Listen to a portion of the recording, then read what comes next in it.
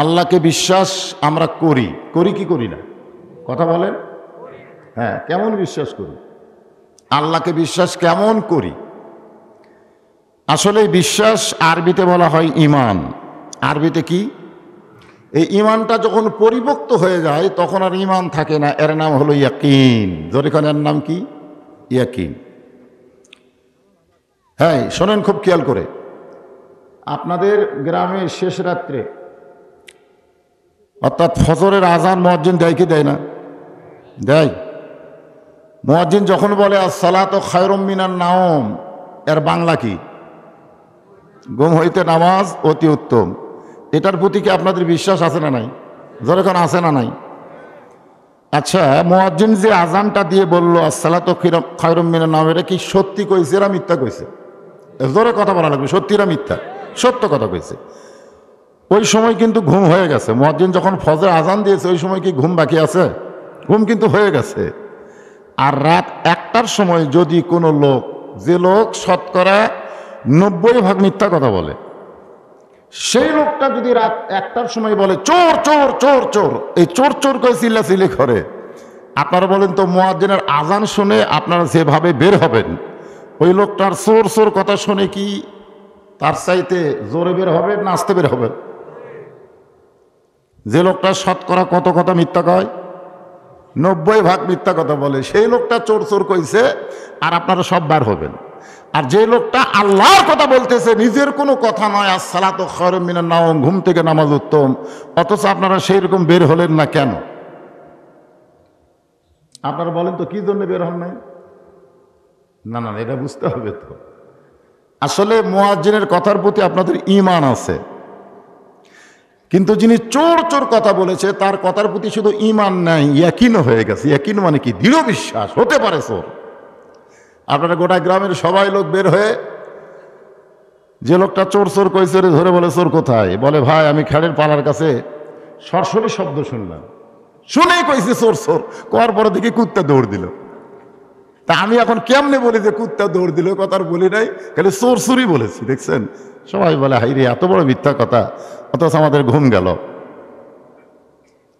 আজকে আমাদের বাংলাদেশে মানুষ ওয়াজ শুনে কিন্তু মসজিদে মুসল্লি বাড়ে না কেন? এই জিনিসটা আমাদের এই আয়াতে কারিমার দ্বারা বুঝতে হবে। আসলে আমাদের ঈমান ইয়াকিনের পর্যায়ে যায় নাই, ইয়াকিনের পর্যায়ে যায় নাই, যার কারণে আজকে আমরা ঈমানদার হয়েছি ঠিকই, কিন্তু আমরা ইয়াকিন অর্জন করতে পারি নাই। এই জন্য আল্লাহ বলতেছেন ইয়া আইয়ুহাল্লাযীনা আমানু, যারা আমাকে বিশ্বাস স্থাপন করেছো, আস্তাইনু, তোমাদের যদি কিছু দরকার হয়, তোমরা যদি কিছু চাও, বিসসবরি ওয়াসসালাহ, ধৈর্য এবং নামাজের মাধ্যমে চাও। জোরে কোন সুবহানাল্লাহ। হ্যাঁ, এই ছোট বাচ্চা কথা বলে, ওরে সব জায়গায় কথা বলানোর অভ্যাস করা যাবে না তো। যখন জুমার দিনে খতিব সাহেব খুতবা দেয়, আপনি বোঝেন বা না বোঝেন, কথা বলা যাবে? কথা বলা যাবে না। বক্তা যখন ওয়াজ করতেছে, এই বক্তার ওয়াজ বোঝার জন্যে, কারণ আজকে আমি আপনাদের সামনে ঈমান, ইয়াকিন এবং আমল, এই 3টা বিষয়ে আলোচনা করব। আগে প্রথম লাগবে ঈমান। যেরকম প্রথম কি লাগবে? ঈমান যদি না থাকে তাহলে ইয়াকিন হবে না? আগে ঈমান। ঈমান, যার ঈমান নাই তার কিছুই নাই। ঈমান যদি না থাকে আমরা যত ভালো কাজ করি, একটা ভালো কাজও আল্লাহর দরবারে কবুল হবে না। যেমন আল্লাহর নবীর চাচা আবু তালেব একজন ভালো মানুষ ছিলেন, যিনি নবীকে দীর্ঘদিন লালন পালন করেছেন, কিন্তু বেঈমান হওয়ার কারণে তাকে জাহান্নামে যেতে হবে। এখান থেকে প্রমাণ হয়ে গেল ঈমান না থাকলে ভালো কাজের কোনো দাম। সবচাইতে বড় দানবীর দাতা হাতেম তাই, অথচ বেটা জাহান্নামে যাবে কারণ ঈমান নাই। এত বড় দানবীর কেউ ছিল না। আল্লাহ বলেছেন আমিম্মা রাযাকনাহুম ইউনফিকুন, আমার দেওয়া রিজিক থেকে আল্লাহ রাস্তায় খরচ করো। ওই কিন্তু এই আমলটা ঠিক করছে, কিন্তু বেঈমান হয়ে মারা গেছে, যার কারণে ওই আমলের কোনো দাম নেই। তাহলে আমাদের সর্বপ্রথম যে জিনিসটা লাগবে তার নাম কি? ঈমান। জোরে বলেন, নাম কি? আকায়েদ নামে একটা কিতাব আছে, যাকে বলা হয় আকীদার কিতাব। কিসের কিতাব? আকিদা, ইমান আকিদা। আজকে আমাদের বাংলাদেশে অনেকের ইমান আছে কিন্তু আকিদা দুর্বল। লা ইলাহা ইল্লাল্লাহর জিকির করে, আবার দয়াল বাবার দরবারেতে কেউ ফিরে না খালি হাতে। আপনারা বলেন তোর ইমান থাকলেও আকিদা নাই, ধরে কোন কি নাই, কথা কোন ইমান থাকলে কি নাই, আকিদা। আকিদা কি বুঝতে হবে। রোম সম্রাট কাইসার, সেই সময় দুইটা পরাশক্তি ছিল, একটা হলো রোম, একটা পারস্য। রোম সম্রাট কাইসারের দরবারে তিনজন মুসলমানকে ধরে নিয়ে গেছে ওই খ্রিস্টান সৈন্যরা। রোম সম্রাট কাইসার ছিল খ্রিস্টান, জোরে বলেন কি ছিল? হ্যাঁ, কথা একটা হাঁ হাঁ করা লাগবে। খ্রিস্টান, খ্রিস্টান। ওই খ্রিস্টানদের দেশে তিনজন মুসলমান, ওরা বুঝবার পারছে চেহারা দেখেই যে এই তিনটা মুসলমান হবে। সোনাল্লাহ না কেন? তাহলে মুসলমানকে কি দেখে চেনা যায়? যাদের দাড়ি রানে দাড়ি না, চেহারা দেখেই চেনা যায়। দাড়ি রবীন্দ্রনাথ ঠাকুরের ছিল। রবীন্দ্রনাথ ঠাকুরের দাড়ি আর মোষ, মুখ দেখা যায়নি, ধরে এখন কথা দেখি না। যারা মুসলমান হবে তাদের দাড়ি লম্বা হবে, মোষ থাকবে না। আর যারা এমনি দাড়িওয়ালা মানে মুসলমান না, তারা মোষ দাড়ি সমান। আপনারা শুনলে খুশি হবেন, আবু জেহেলেরও দাড়ি ছিল। কার দাড়ি ছিল?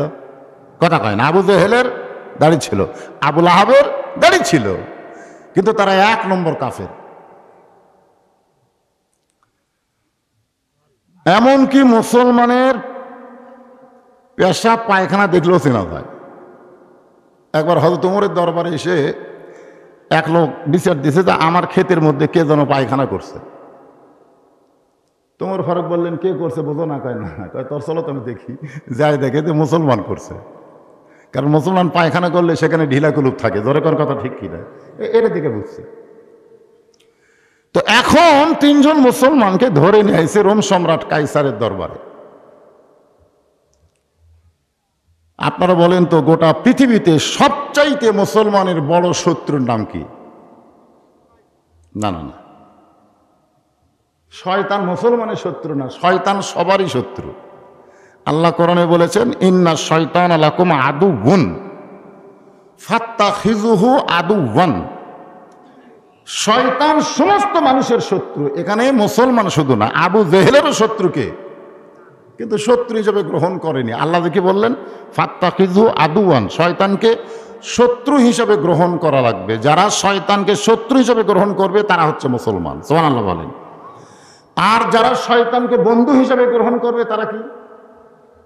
তারা হচ্ছে ইহুদি, খ্রিস্টান, হিন্দু, বৌদ্ধ, যা আছে সব। তো এখন মুসলমানের এক নম্বর শত্রু আজকে চিনে নেন। গোটা বিশ্বে মুসলমানের এক নম্বর শত্রুর নাম হলো ইহুদি। জোরে বলেন নাম কি? হ্যাঁ, না নাসারা পরে এসেছে, একসাথে বলা যাবে না, আমি বলছি এক নম্বর। দুই নম্বর শত্রু হলো খ্রিস্টান, নাসারা, যাকে বলা হয় নাসারা। দুই নম্বর শত্রুকে নাসারা। আর তিন নম্বর শত্রু হলো আমাদের বাংলাদেশের চারিপাশ যে দেশটা আছে তার নাম কি? ভারত না, হিন্দু। হিন্দু। আর চার নম্বর শত্রু বৌদ্ধ টৌদ্ধ যত ধর্মের লোক আছে এরা হলো চার নম্বর। তবে এক নম্বর আমাদের আর দুই নম্বর, এই দুইটা চিন্তা হবে। যিনি পারস্যের সম্রাট কিসরা তিনি হচ্ছেন ইহুদি, আর রোম সম্রাট কাইসার উনি হচ্ছেন খ্রিস্টান। ওই সময় পারস্য ছিল ইহুদি। এখন ইহুদির মাত্র সামান্য একটা দেশ আছে, যে দেশটা ওরা আস্তে আস্তে বিস্তার করতেছে, যার নাম হলো ইসরাইল। ধরে বলেন যার নাম কি? বাইতুল মুকাদ্দাসে পৌঁছে গেছে, সেখান থেকে আল্লাহর আরশে গেছে। জোরে কোন সুবহানাল্লাহ। আর রাতারাতি ফেরত চলে আইছে। সেই বাইতুল মুকাদ্দাস এখন ইহুদিরা দখল করে আছে। মুসলমানেরা নামাজ পড়তে গেলে ওরা গুলি করে। প্রায় 400 জন হিন্দু জয় শ্রীরাম করতেছে, আর একজন মেয়ে মুসলমান আল্লাহু আকবার আল্লাহু আকবার কইছে। ওই 400 জন হিন্দু ভয়ে পিছন দিকে গেছে। জোরে কোন সুবহানাল্লাহ। অথচ এই শালা ইহুদিরা, মুসলমানেরা আল্লাহু আকবার তাকবীর দিচ্ছে, কিন্তু ওরা ভয়ে পিছন দিকে যায় না। কারণ কি কোন তো? আজকে এই সমস্ত কারণ আমাদের শোনা লাগবে। রোম সম্রাট কাইসার বললেন, রে সৈন্যরা, এই তিনজন মুসলমানকে আমি ইচ্ছা করলে ছেড়ে দিতে পারি, ইচ্ছা করলে আমি এই তিনজন মুসলমানকে ছেড়ে দিতে পারি, ইচ্ছা করলে। আমার ইচ্ছাটা হলো একটা বারের জন্য যদি তারা বলে আল্লাহ রাসূল মানি না, একটা বারের জন্য যদি বলে আল্লাহ রাসূল মানি না, সঙ্গে সঙ্গে আমি তিন মুসলমানকে মুক্ত করে দিব। একটা বার এই তিনটা মুসলমান বন্দি করে নিয়ে আইছি, কিন্তু খালি একটা বার বলবে আমরা আল্লাহ রাসূল মানি না, তাহলে আমি সঙ্গে সঙ্গে তিনজন মুসলমানকে মুক্ত করে দিব। আপনারা বলেন তো, তিনজন মুসলমান মুক্ত হতে গেলে কি বেশি কিছু দরকার? কথা কন না কেন, বেশি কিছু দরকার? খালি কি বলবে আল্লাহ রাসূল মানি না।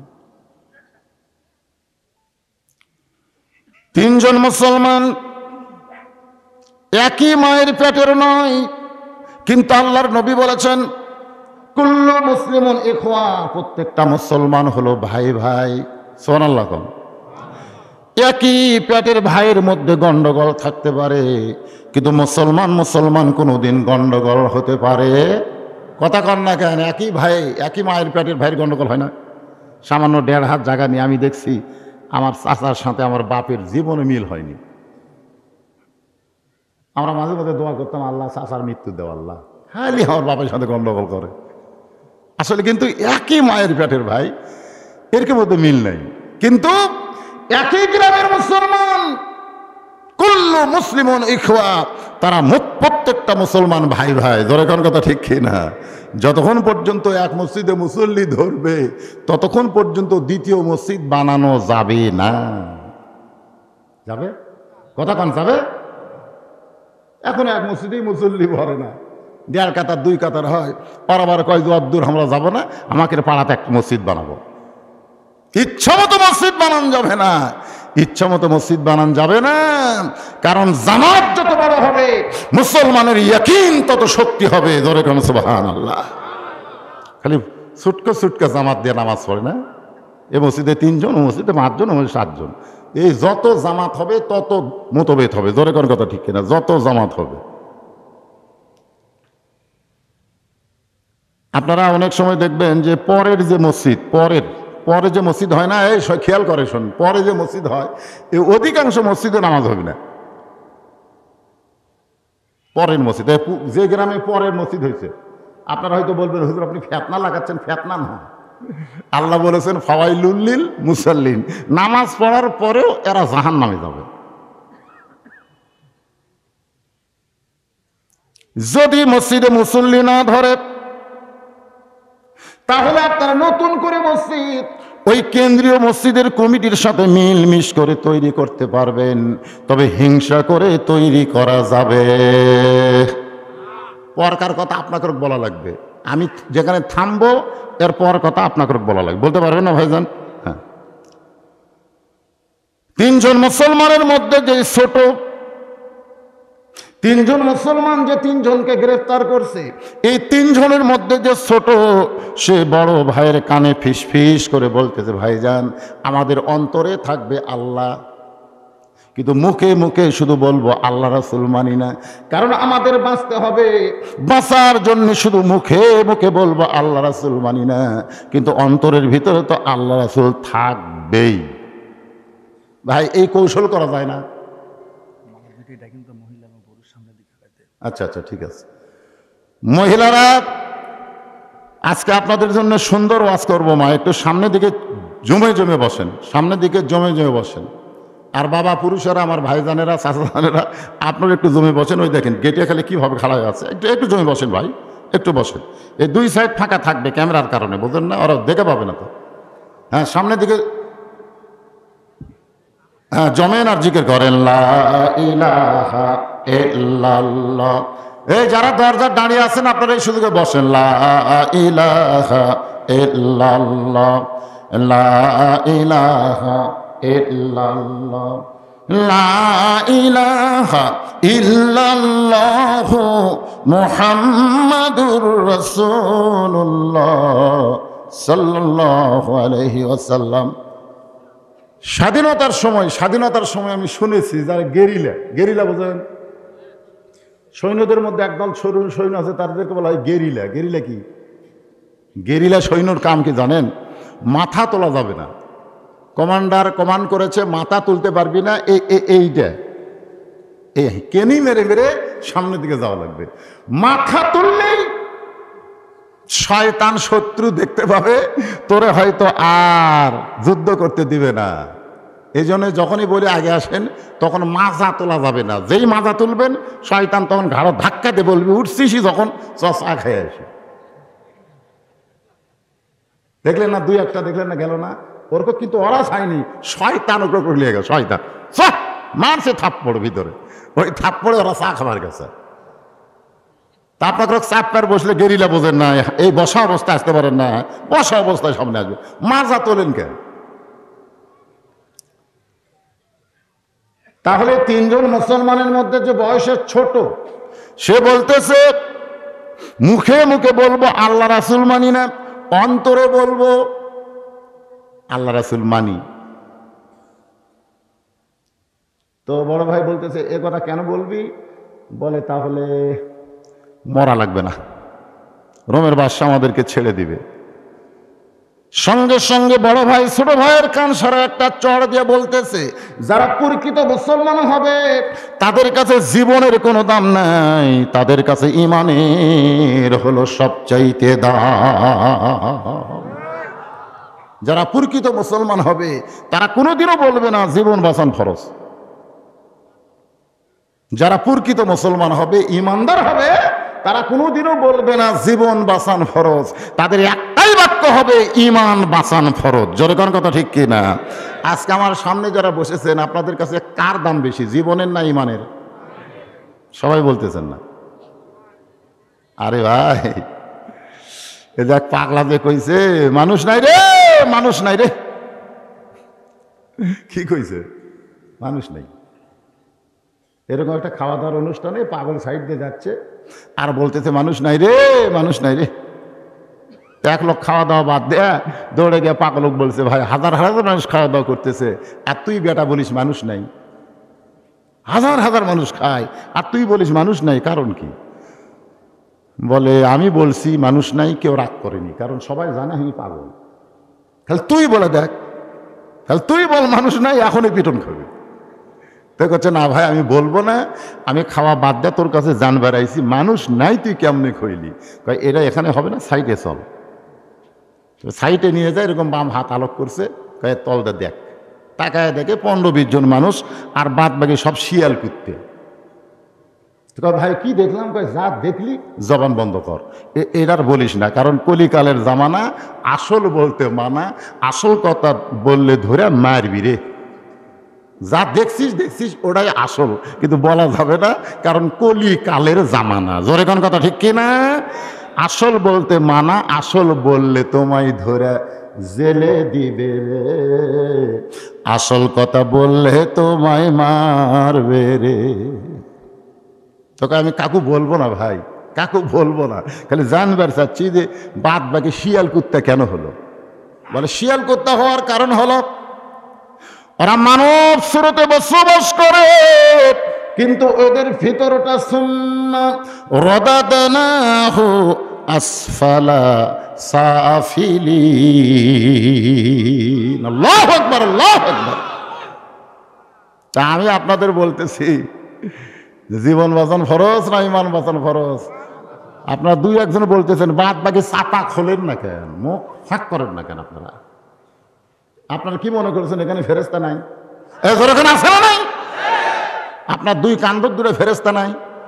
তো ওই ফেরেশতারা যখন আপনার মুখ বন্ধ করে থাকলেন, ওই দুই ফেরেশতা কি বন্ধ আছে? ওই দুই ফেরেশতা আল্লাহ বলতেছে আল্লাহ এই শয়তান মুখ খুললো না কেন?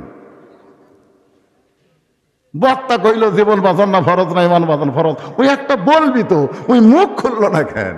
আল্লাহ বলতেছেন অমিনান নাসি মান ইয়াকুলু আমান্না বিল্লাহি ওয়া বিল ইয়াউমিল আখিরি ওয়া মা হুম বিমুমিনিন। আল্লাহ বলতেছে ওরা আল্লাহকে বিশ্বাস করে, আখিরাতকে বিশ্বাস করে, তারপরও আমি আল্লাহ বলবো এরা মুমিন না। ওরা যে দল যখন ক্ষমতায় আসে তখন ওই দলের চামচা হয়, ওদের নির্দিষ্ট কোনো দল নেই। তা আপনারা কি সেই দল? এইবার একটা চান্স দিলাম, ফেরেশতারাও যেন লেখে আর আল্লাহর ফেরেশতা যারা আইছে তারাও যেন সাক্ষী হয়। ইমান বাঁচান ফরজ না জীবন বাঁচান ফরজ? আমি আপনি যত চেষ্টা করি আমার জীবন বাঁচাবার পারবো, যত চেষ্টা করি জীবন বাঁচাতে পারবো না, কিন্তু যদি চেষ্টা করি তাহলে আমার ঈমান আমি বাঁচাতে পারবো। তাহলে যেটা চেষ্টা করে বাঁচান যাবে সেই বিষয়ে আমাদের আলোচনা শোনার দরকার আছে না নাই? রোম সম্রাট কাইসার বললেন, রে তিনজন মুসলমান, যদি তোমরা বাঁচতে চাও তাহলে তোমরা একটা বারের জন্য বলো আল্লাহ রাসূল মানি না। সঙ্গে সঙ্গে তিন ভাই সমস্বরে বলতেছে, দরকার হলে জীবন দিব, কিন্তু এক মুহূর্তের জন্য আল্লাহ রাসূল আমরা ছাড়ব না। দরকার হলে কি দিব? আচ্ছা, কেউ যদি আল্লাহর জন্য জীবন দেয়, আপনারা বলেন তো তার লাভ কি? লাভ জানা লাগবে তো। লাভ বলে জান্নাত। আল্লাহর জন্য যারা জীবন দেয় তাদেরকে আল্লাহ সামান্য জান্নাত দিয়ে খুশি করবি না। আপনারা মনে করতেছেন জান্নাতই সবচাইতে বড় পুরস্কার? এই মুসলমানেরা, জান্নাতই সবচাইতে বড় পুরস্কার। আব্দুল কাদের জিলানী রহমতুল্লাহ আলাইহি বলেছেন, আল্লাহ যদি আমাকে বলে তোমাকে 8টা জান্নাত দিলাম, আমি তোমার সাথে নেই, আমি ভুল করবো জান্নাতের দিকে যাব না। আর আল্লাহ যদি আমার বলে আব্দুল কাদের তোর 7টা জাহান্নাম দিব, আমি আল্লাহ তোর সাথে আছি, আমি খুশি মনে জাহান্নামকে বরণ করে নিব, কারণ আমি জান্নাত জাহান্নাম চিন্তা করি না, আমার চিন্তা হলো আমার আল্লাহ। জোরে কোন সুবহানাল্লাহ। আল্লাহ কোরআনে বলেন, আমার জন্য যারা জীবন দিবে, ওয়ালা তাকুলু লিমান ইউকতালু ফি সাবিলিল্লাহি আমওয়াতুন বাল আহইয়াউ ওয়ালাকিন লা তাশউরুন।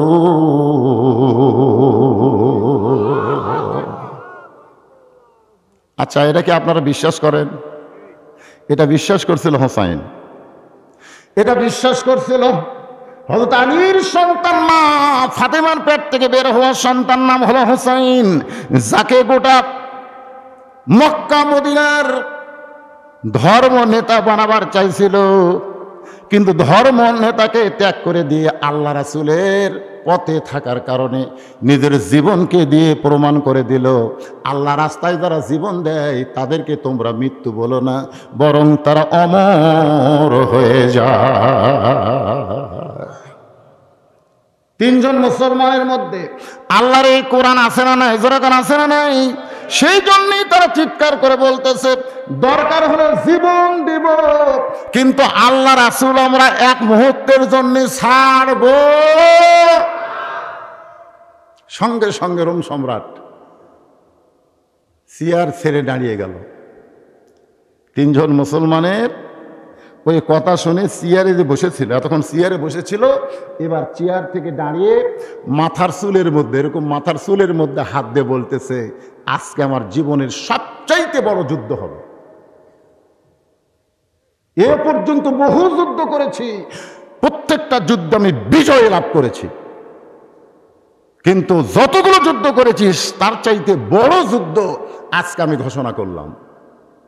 সমস্ত সৈন্যরা বলে যাব না, কি যুদ্ধ? রোম সম্রাট কাইসার বললেন, আজকের যুদ্ধের নাম হলো মুসলমানের ঈমান হরণের যুদ্ধ।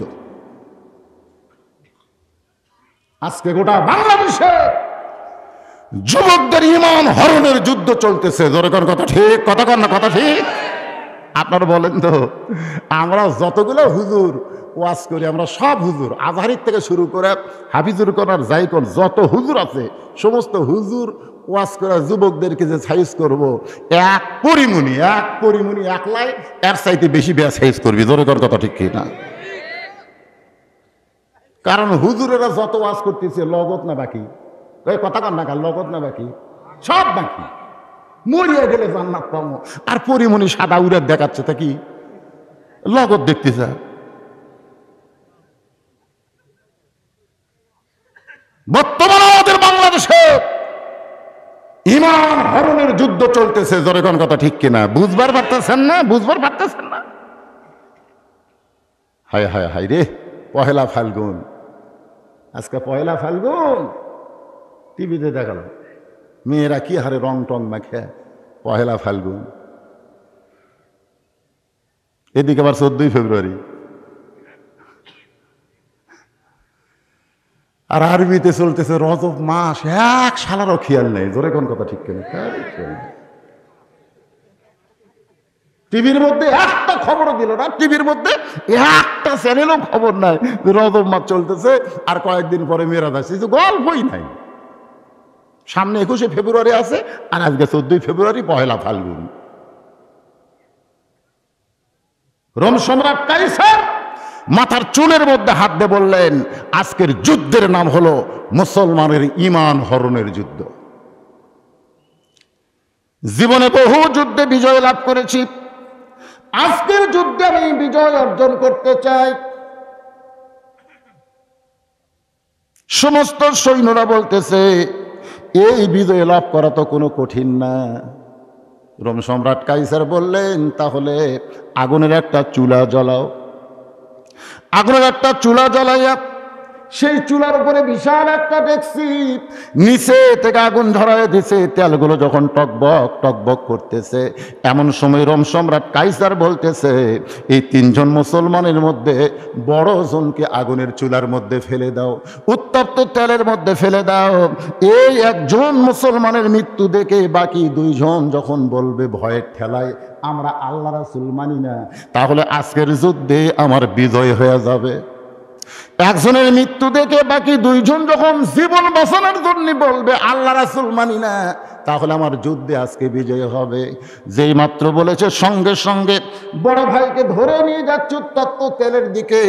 বড় ভাই ছোট 2 ভাইয়ের দিকে মুচকি হাসি দিয়ে বলতেছে, ও ভাই জানেরা, আজকের যুদ্ধে যেন তোমরা পরাজয় বরণ না করো, কারণ যারা মুসলমান হবে তাদের জন্য আল্লাহ ঘোষণা করেছেন, বাল তুসিরুনাল হায়াতাদ দুনিয়া ওয়াল আখিরাতু খায়রুন ওয়া আবকা।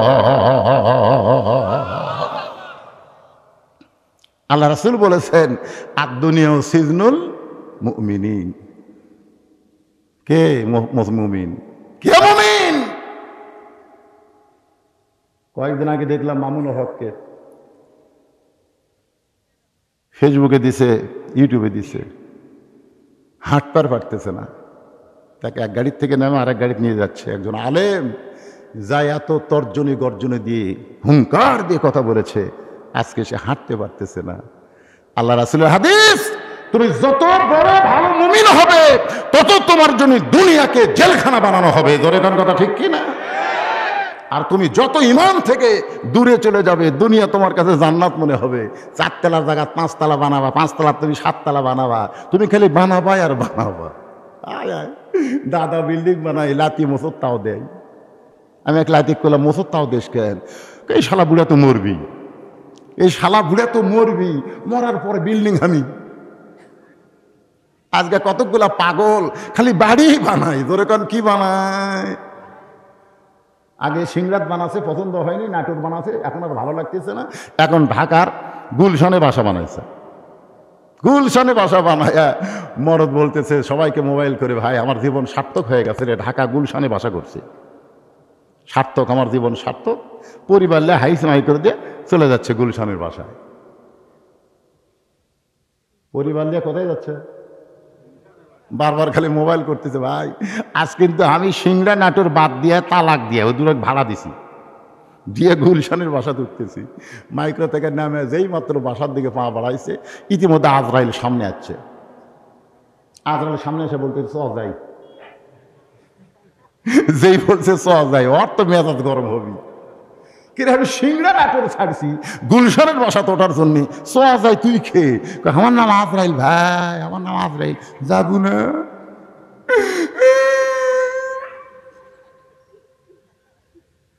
وأنفقوا مما رزقناكم من قبل أن يأتي أحدكم الموت فيقول ربي لولا أخرتني إلى أجل قريب।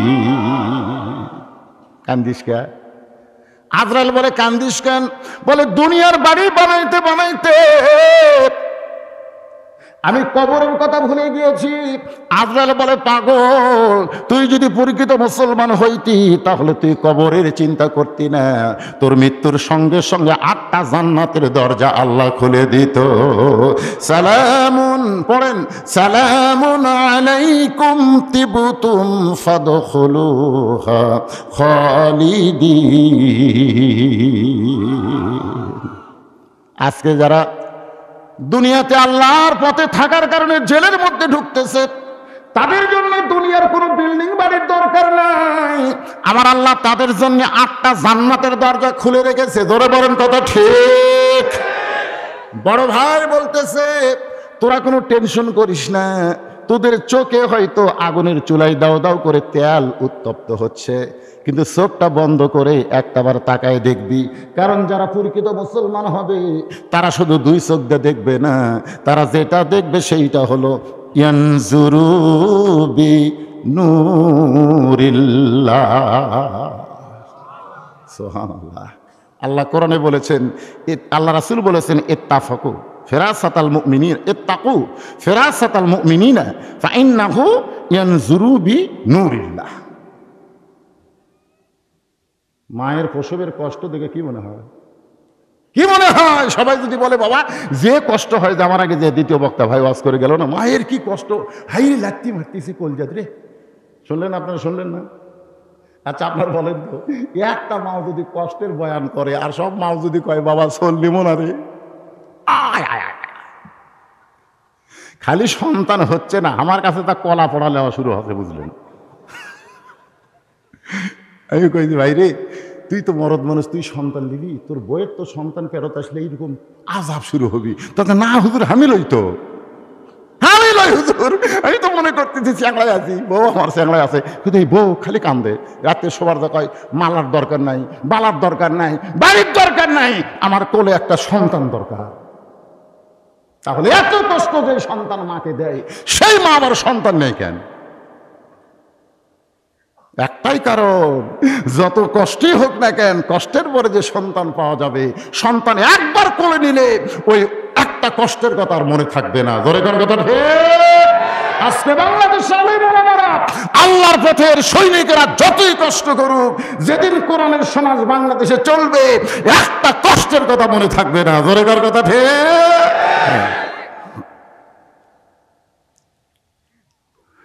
আল্লাহর বান্দারা একটু মনোযোগ দেন।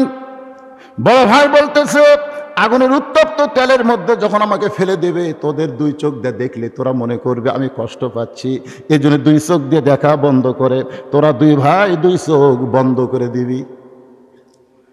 যে রোম সম্রাট কাইসারের সৈন্যগুলো ধরে হাত পাও বাঁধা অবস্থায় বড় ভাইকে উত্তপ্ত তেলের মধ্যে ফেলে দিচ্ছে, তখন ছোট 2 ভাই চোখ বন্ধ করে দেখতে পায় আমার ভাইটার দেহ তেলের মধ্যে পড়েছে, আর ভিতরের পাখিটা কে যেন ধরে ইল্লিন নামক জান্নাতের বাগানে ছেড়ে দিয়েছে। আপনারা বলেন, নিজের চোখে যদি এরকম দেখতে পায় তাহলে তার আর মরার কোনো টেনশন আছে? কারণ সে জানে মরা মানেই জান্নাতে যাওয়া। আপনি কি যাবার চাচ্ছেন? আচ্ছা থাক, বেশিক্ষণ ওয়াজ করবো না। মরা মানেই ধরে কারণ মরা মানেই কোথায় যাওয়া, কথা কয় না, কথা কয় না, মরা মানেই। তাহলে আপনারা মরে কোথায় যাবেন? আরো জোরে জোরসে বলুন। কারণ এইটা যদি ইয়াকিনের পর্যায়ে নিয়ে আসেন, মরে জান্নাতে যাব, একটা মানুষও মরার চিন্তা করবি না। জোরে কোন কথা ঠিক কিনা? আজকে আমরা খালি মরার চিন্তা করতেছি দেখে তো ভারতের সাথে আপোষ করে মরার চিন্তা করতেছি দেখে বাতিলের সাথে আপোষ করে, জোরে কোন কথা ঠিক কেন কেন মরার চিন্তা?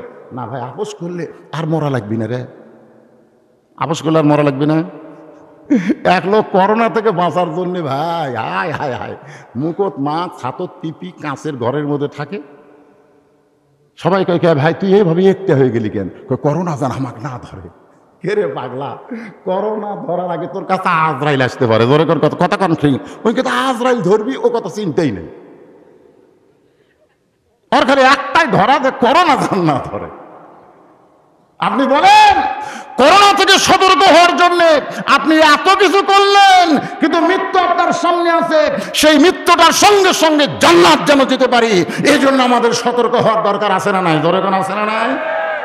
সেইটাকে লক্ষ্য রেখে আমি আপনাদের সামনে তেলাওয়াত করেছি, ইয়া আইয়ুহাল্লাযীনা আমানুস্তাঈনু বিস-সাবরি ওয়াস-সালাহ ইন্নাল্লাহা মা'আস-সাবিরিন।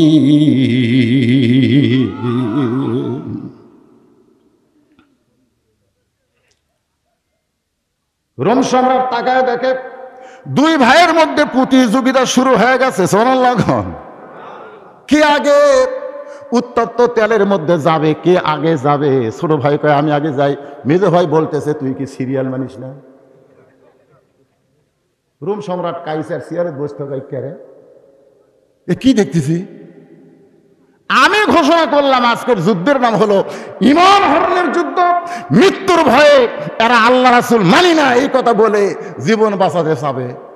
আর দেখতেছি একজন মরার পরে দুইজন প্রতিযোগিতা করতেছে কে আগে যাবে। সুবহানাল্লাহ। আজকে যদি আমাদের ঈমানটা ইয়াকিনের পর্যায়ে যায়, তাহলে আমরা কে আগে আল্লাহ রাস্তায় শহীদ হব, এই জন্য আমাদের চেষ্টা করার দরকার আছে না নাই? কারা কারা আল্লাহ রাস্তায় জীবন দিয়ে মরার সঙ্গে সঙ্গে জান্নাতে যাবার চাই? আমার দুই হাত আল্লাহকে তুলে দেখান। আল্লাহু তাকবীর। মেজো ভাই বলতেছে তুই কি সিরিয়াল মানিস না? কি করব? ছোট ভাই মনে মনে চিন্তা করতেছে, আমি আমার বড় ভাইকে বলেছিলাম শুধু মুখে বলবো আল্লাহ রাসূল মানি না, কিন্তু অন্তরে আল্লাহ রাসূল মানি। এই কথা বলে জীবন বাঁচাবার চাইছি, এই কারণেই হয়তো আমার সিরিয়াল পরে পড়ে গেল। এবার দ্বিতীয় ভাইকে যখন উত্তপ্ত তেলের মধ্যে ফেলে দিচ্ছে, ছোট ভাই দুইটা হাত দিয়ে চোখ বন্ধ করে দেখে বড় ভাইয়ের মতো একই অবস্থা। তার দেহটা উত্তপ্ত তেলের মধ্যে পড়লো, আর দেহ পড়ার আগে কে যেন খাঁচার পাখিটা যত্ন করে ধরে সবুজ রঙের একটা বাগানে ছেড়ে দেয়। রোম সম্রাট কাইসার আবার মাথার চুলের মধ্যে হাত দিয়ে বলতেছে, দুইজন দুনিয়া থেকে চলে গেল, আর একজন আছে সেও তো উত্তপ্ত তেলের মধ্যে যাবার চায়। তাহলে আজকের যুদ্ধে আমার পরাজয় হয়ে গেল, আজকের যুদ্ধে আমি পরাজয় হয়ে গেলাম, কারণ মুসলমানের ঈমান হরণের যুদ্ধে আমার বিজয় হলো না। সঙ্গে সঙ্গে ওই খ্রিস্টানের দরবারে, রাজ দরবারে একজন পাদ্রী ছিল। জোরে কোন কি ছিল? পাদ্রী। জোরে কোন কি? পাদ্রী বোঝেন আপনারা? আমাদের মুসলমানের মধ্যে সবচাইতে সম্মানী ব্যক্তিকে মুসলমানের মধ্যে? আলেম। কে? আমি কর পরেও আপনারা কবার চাচ্ছেন না। আল্লাহ কোরআনে বলেছেন ইন্নামা ইয়াখশাল্লাহ মিন ইবাদিহিল উলামা ইন্না আকরামাকুম ইনদাল্লাহি আতকাকুম। আল্লাহ বলেছেন আমার বান্দা সমূহের মধ্যে সবচাইতে আলেম বান্দারাই আল্লাহকে বেশি ভয় করে, আর যে আল্লাহকে বেশি ভয় করে সে সবচাইতে বেশি সম্মানিত। জোরে কোন সুবহানাল্লাহ। তারপরেও দেখবেন আমি আলেম, আমি দেখছি, আমি একটা মাহফিলে পীর সাহেব হলো, শুধু দোয়া করবে। পীর সাহেব কি করবে আমাদের খেয়াল করেন, পীর সাহেব খালি দোয়া করবে আর আমি ওয়াজ করব। তা আমি ওয়াজ করার পরে পীর সাহেব গেল দোয়া করে, দুইজনে একসাথে নামতেছি টেস্ট থেকে, আমার সাথে খালি মুসাফা করতেছে, আর পীর সাহেবের সাথে মুসাফা করতে কেউ 50 টাকা, কেউ 1000 টাকা, কেউ 500 টাকা দিচ্ছে। আমি চিন্তা করলাম কে রে, আমি হুজুর, একটা লোক আমার টাকা দেয় না। আমার সাথে মুসাফা করে, দুই একজন জোরে চাপাও মারে, বুঝছেন, চাপাও মারে, মানে যার আমার উপর রাগ আছে তো মুসাফার মধ্যে ঝাড়ে, সেই চাপা মারে ভাই। এখন আমি ভয় গেলে আঘাতে মানে গোটার হাত দিবেন সাহস হয়নি, এত জোরে চাপা মারে। আমি চিন্তা করলাম, আমি মৌলানা যত বড়ই বক্তা হই, আমার কাছে হুজুরের কাছে আমি কিছু লই। খালি একজন আছে খালি ব্যাগ ধরার জন্য, বুঝছেন, হুজুর টাকা কত নেবে খালি লিখছে। পরে দেখি যে 500, 1000, 100 দিয়ে ব্যাগই ভরে গেছে, খালি দোয়া করে ভরা ব্যাগ, তারপর তো হাদিয়া আলাদা আছে। তখন আমি চিন্তা করলাম, এই মৌলবি না হয়ে পীর সাহেব হয় ভালো।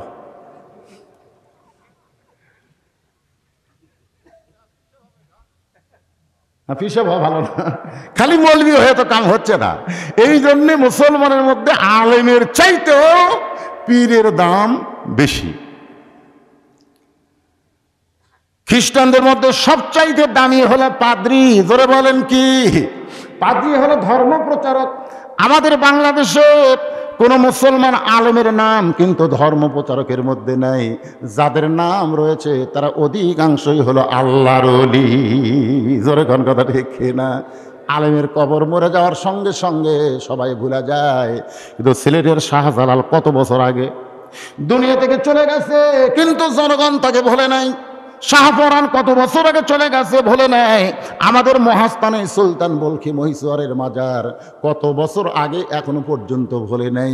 কিন্তু আমার জীবনে আমি বহু বড় বড় আলেমের কবর দেখেছি, ওই কবরের পর্যায়ে আছে, ভুল করে একটা ছাত্র কিন্তু সেখানে আর যায় না। প্রথম 2-1 মাস যায়, তারপরে আর যায় না।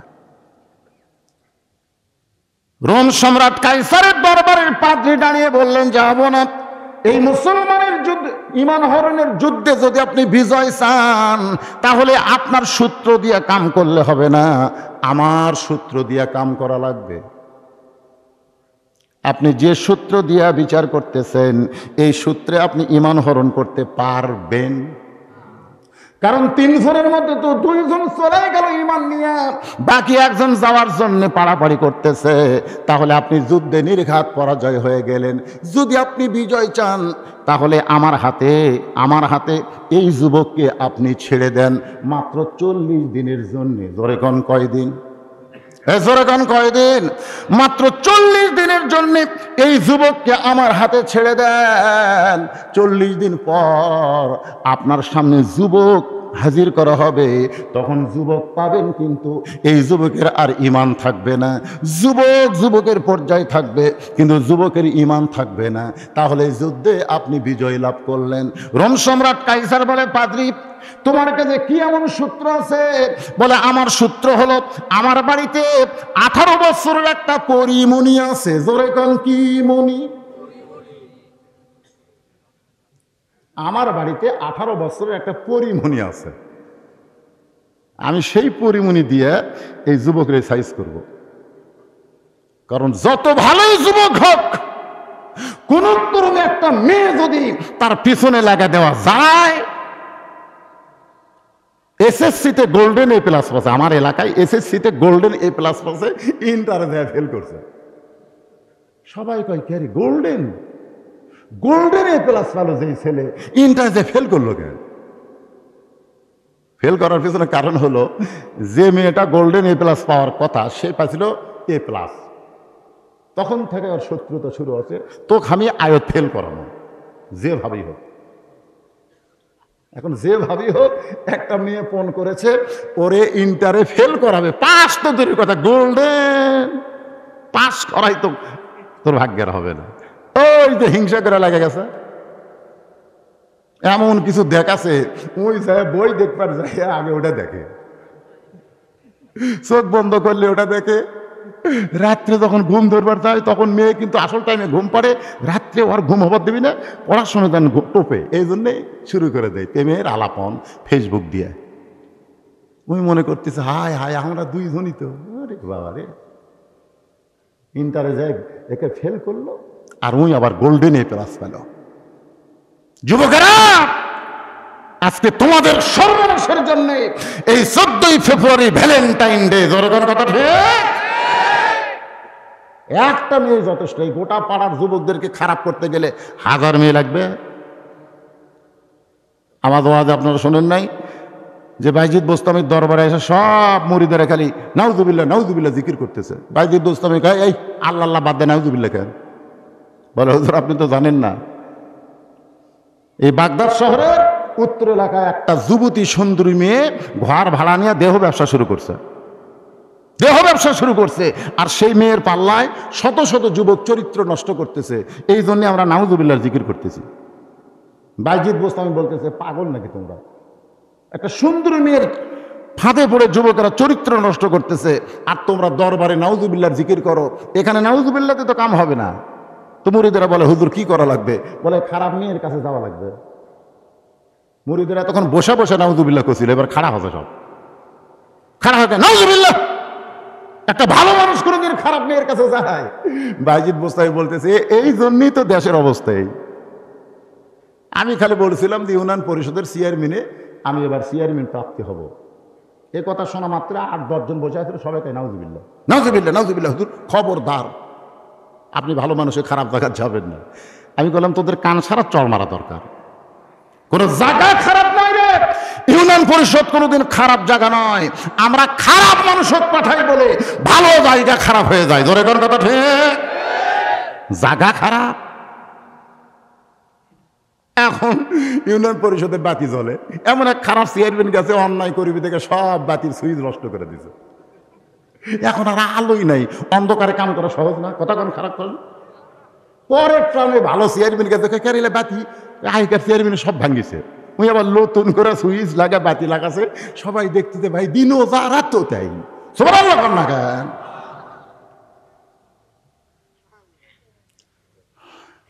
বাইজিদ বোস্তামি বললেন, তোমরা যদি কেউ না যাও তাহলে আমি যাব। সমস্ত মুরিদ বলে, হুজুর আপনি আল্লাহর ওলি হয়ে ওই খারাপ মেয়েটার কাছে কেন যাবেন? বাইজিদ বোস্তামি বললেন, আমি একলা যাব না, যাওয়ার সময় 2টা পাওয়ার নিয়ে যাব। একটা পাওয়ার হলো আল্লাহর কোরআন, আর একটা পাওয়ারের নাম হলো জায়নামাজ। সুবহানাল্লাহ জোরে কোন। আমি খারাপ মেয়েটার কাছে যাব 2টা পাওয়ার নিয়ে। একটা পাওয়ারের নাম হলো আল্লাহর কোরআন, জোরে বলেন নাম কি? আর একটা পাওয়ার হলো জায়নামাজ। কারণ কোরআনের সাম্রাজ্য যখন চালু হবে তখন জায়নামাজের হুকুম কায়েম হয়ে যাবে। কারণ বাজান, আল্লাহ কোরআন কারিমের মধ্যে বলেছেন, আল্লাযীনা ইম্মাক্কান্নাহুম ফিল আরদ, জমিনের মধ্যে কাউকে যদি চেয়ারম্যান করা হয়, কাউকে যদি এমপি করা হয়, কাউকে যদি প্রধানমন্ত্রী করা হয়, আর সে যদি মুসলমান হয়, তাহলে ক্ষমতার চেয়ারে বসার সঙ্গে সঙ্গে তার 1 নম্বর কাজ হলো আকামুস সালাত, নামাজ কায়েম করা। জোরে বলেন কি করা? নামাজ কায়েম করা। কোরআন দিয়ে যখন বাংলাদেশ চালু হবে তখন মুসলমানের 1 নম্বর কাজ হলো নামাজ কায়েম করা। আর সব মুসলমান যখন নামাজ ধরবে, আল্লাহ কোরআনে বলেছেন, ইন্নাস সালাতা তানহা আনিল ফাহশাই ওয়াল মুনকার, একমাত্র নামাজই পারে সমস্ত খারাপ যুবক চরিত্রকে ভালো বানায়া দিতে। সুবহানাল্লাহ জোরে কোন না কেন? পাদ্রী বলতেছে, মাত্র 40 দিনের জন্য এই যুবককে আমার হাতে ছেড়ে দেন, কারণ আমার বাড়িতে 18 বছরের একটা পরিমণি আছে, একটা সুন্দরী মেয়ে আছে। ওই মেয়েটার পাল্লাই দিয়া এই যুবকের চরিত্র নষ্ট হব। আর চরিত্র যখন নষ্ট হয় তখন ইমানের কোনো পাওয়ার থাকে না। আজকে আমাদের যুবকদের ইমানের পাওয়ার ধ্বংস করার জন্য প্রথম যেটা নষ্ট করা লাগবে তার নাম কি? চরিত্র। যেরকম তার নাম কি? এই কলেমার পাওয়ার, বোঝেন না ভাইজান? আজকে রাস্তায় দাঁড়িয়ে দাঁড়িয়ে আন্দোলন করা লাগবে, ওদিকে পুলিশ, ওদিকে রাস্তা খোঁজো। দৌড়াও খেন, বলে ভাই পুলিশ আসতেছে, পুলিশ থেকে দৌড়াও। কেন দৌড়াও? কারণ তোমার চরিত্র খারাপ, তোমার ইমানের কোনো পাওয়ার নাই, এই জন্য তুমি পুলিশের ভয় করতেছো। যদি তুমি সত্যিকার ইমানদার হইতা তাহলে পুলিশের ভয় করতে না, তোমার কলিজায় কেবলমাত্র আমার আল্লাহর ভয় থাকতো। জোরে কোন কথা ঠিক কি না? কথা কন না কেন? কথা কন, মানেন বা না মানেন? আমাদের অন্তরে ভয় বেশি কার? পুলিশ ধরা না আজরাইল ধরা? কথা কন, পুলিশ ধরা না আজরাইল ধরা? আজরাইল ধরা ভয়। এই যে কথাগুলো আপনারা মিথ্যা বলতেছি না, রে আমার বউ পর্যন্ত কয় পুলিশ ধরার চিন্তা করে ওয়াজ করবো, আর বউ পর্যন্ত কয় এটা মুখত আসে তাদের কন্যা পুলিশ কিন্তু ধরবি। একটা দিনও আর বউ কয়নি যে আজরাইল কিন্তু ধরবি, এ কথা কোনোদিনও কয়নি। আমি তো দেখছি পুলিশ এই দিক দিয়ে আসলে এই দিক দিয়ে পালানোর জায়গা আছে, কিন্তু আজরাইল যদি আসে ভাই কোন দিক দিয়ে পলাবেন? কোনো পলানোর জায়গা আছে? তো যেটা আসলে ধরা খাওয়াই লাগবে, পলানোর কোনো চিন্তা নাই, সেইটার চিন্তা বেশি বেশি করেন। এখান থেকে বাড়ি যাওয়ার কোনো গ্যারান্টি নাই। কে কে বাড়ি যাবেন? কতক্ষণ কে কে বাড়ি যাবেন? এক ঝোলো বাড়ি যাওয়ার কোনো গ্যারান্টি নাই। যে কোনো সময় আজরাইল আল্লাহর হুকুম আমাদেরকে ধরতে পারে। ধরে কোন কথা ঠিক? এই জন্য আল্লাহ কোরআনে বললেন, ইয়া আইয়ুহাল্লাযীনা আমানুত্তাকুল্লাহা হাক্কা তুকাতিহি ওয়া লা তামুতুন্না ইল্লা ওয়া আনতুম মুসলিমুন। এবার পাদ্রী যুবকটাকে নিয়ে গেল 40 দিনের জন্য। এক সিল্লা, জোরে কোন কয় সিল্লা? সিল্লা বোঝেন আপনারা? সিল্লা বোঝেন? 40 দিনের জন্য নিয়ে গেছে। অনেক তাবলীগের ভাই আমাকে বলে, হুজুর আপনি কয় সিল্লা দিছেন? আমি বললাম, ভাইজান আমি তো সিল্লা দেই নাই। সিল্লা না দিলে আপনি ঈমান কেমনে রক্ষা করবেন? আমি বললাম, ভাইজান তাবলীগের কাজ কি? বলে, তাবলীগের কাজ হলো বাল্লিগু আন্নি ওয়ালাউ আয়া। আমি বললাম, ভাইজান আমি আজকে 35 বছর হলো ওয়াজ করতেছি। বলে, হুজুর আপনি ওয়াজের বিনিময়ে টাকা নেন, এটা কোনোদিন তাবলীগ হবে না, বরং খুরুজ ফি সাবিলিল্লাহ, আপনার পক্ষ থেকে টাকা খরচ করা লাগবে। আমি বললাম, ভাইজান তুমি আমার মাদ্রাসায় একদিন ঘুরে আসো, সারা জীবন তো আমার ওয়াজ শুনলে, কিন্তু আমার মাদ্রাসায় কি একটাবার যাবা না? মাদ্রাসায় গিয়ে দেখো 200 শতক জায়গার উপরে আমি এতিমখানা মাদ্রাসা নির্মাণ করেছি, আমি মসজিদ বানাইছি। এইগুলো টাকা আমি কোথায় পাইছি? আমি তো একটা গরিব ঘরের সন্তান ছিলাম। এই যে 34-35 বছর ওয়াজ করে জনগণ যে টাকা দিয়েছে, সেই টাকা জড়ো করতে করতে আজকে মসজিদ মাদ্রাসা এতিমখানা হয়ে গেল। এ পর্যন্ত আমার মাদ্রাসা থেকে মাত্র 2014 সালে মাদ্রাসা আমি প্রতিষ্ঠা করেছি, আর এখন 22 সাল পর্যন্ত 21 জন ছাত্র মাথায় পাগড়ি পড়ল। ওয়ামান আহসানু কওলাম মিম্মান দাআ ইলাল্লাহ ওয়া আমিলা সালিহান ওয়া ক্বালা ইন্নানি মিনাল মুসলিমিন। আপনারা বলেন তো এটা তাবলীগ নয়? কারণ এটা তাবলীগ নয়।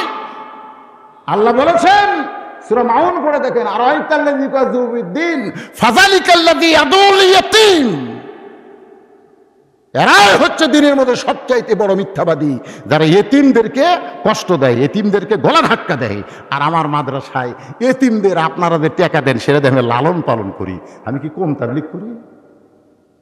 17 বছর ওয়াজ করছে। আজ না অনেকে লাখ শিক্ষা কয়, বদরুশিতে এত টাকা লয় কে রে? 17 বছর আমার মাথার তোরা কাঁটাল ভাঙিছে। 17 বছর কয় টাকা দিয়েছিস? কিছু করে পারিনি। আমার এই গুরুদাসপুর ওয়াজ করে যাওয়ার সময় আমার সাহাবী যখন অ্যাক্সিডেন্ট করে মারা গেল, তখন চিন্তা করলাম যে কোনো সময় আমাকে আজরাইল ধরবে। আমি মরে যাওয়ার পরে কিয়ামত পর্যন্ত যেন আমার সদকা জারিয়া চালু থাকে, এই জন্য মসজিদ মাদ্রাসা এতিমখানার দরকার আছে না নাই? দরকার আছে না নাই? আল্লাহর বান্দার একটু মনোযোগ দিয়ে শোনেন। 40 দিনের জন্য পাদ্রী নিয়ে গেছে যুবককে নিয়ে গিয়ে একটা ঘরে বন্ধ করে। এবার পাদ্রী তার মেয়েটার কাছে গিয়ে বলতেছে, মা আমি একটা যুবক নিয়ে আইছি মা, এই যুবককে 40 দিনের মধ্যে চরিত্র ধ্বংস করতে হবে, তুই কি পারবি নাকি? পাদ্রীর মেয়ে বলতেছে, বাবা কি বলতেছেন? একটা যুবকের চরিত্র ধ্বংস করতে আমার একটা চোখের টিপি যথেষ্ট। চোখের টিপি বোঝেন? আমি যে সুন্দরী মেয়ে, আমি একটা যুবকের চরিত্র ধ্বংস করতে 40 দিন লাগবে? আপনি কি খন? একটা চোখের টিপি মারবো আর ব্যাটারি ফিউজ। পাদ্রী বলতেছে, মা আমি যে যুবককে রোম সম্রাট কাইসারের দরবার থেকে এনে ঘরের মধ্যে বন্দি করেছি, সেই যুবক সাধারণ কোনো যুবক নয় মা। তার সঙ্গের 2টা ভাই উত্তপ্ত তেলের মধ্যে পড়ে জীবন দিল, এরপরেও আল্লাহ রাসূল ছাড়ল না। 2 জন চলে গেছে, 1 জন চলে যাওয়ার জন্য লাফালাফি করতেছিল। আমি বাদশার কাছ থেকে 40 দিনের সময় দিয়ে নিয়ে আইছি মা, তুই তার চরিত্র ধ্বংস করতে হবে। মেয়েটা বললেন, বাবা আপনার অসম্মান আমি হতে দিব না। যেমন বাবা তেমন মেয়ে। ধরে কোন ঠিক কিনা? মেয়েটা বলতেছে আমি আপনার অসম্মান হতে দিব। আমি আজকে বাবাদেরকে বলতেছি, রে বাবারা, হয়তো আপনারা পাদ্রীর মতন বলতেছেন না, রে মা এই গ্রামের যুবকের চরিত্র নষ্ট করো, এইটা হয়তো আপনি বলতেছেন না, কিন্তু আপনি চোখের সামনে দেখতেছেন আপনার মেয়েটা ওড়না পিছন দিকে ফেলে দিছে।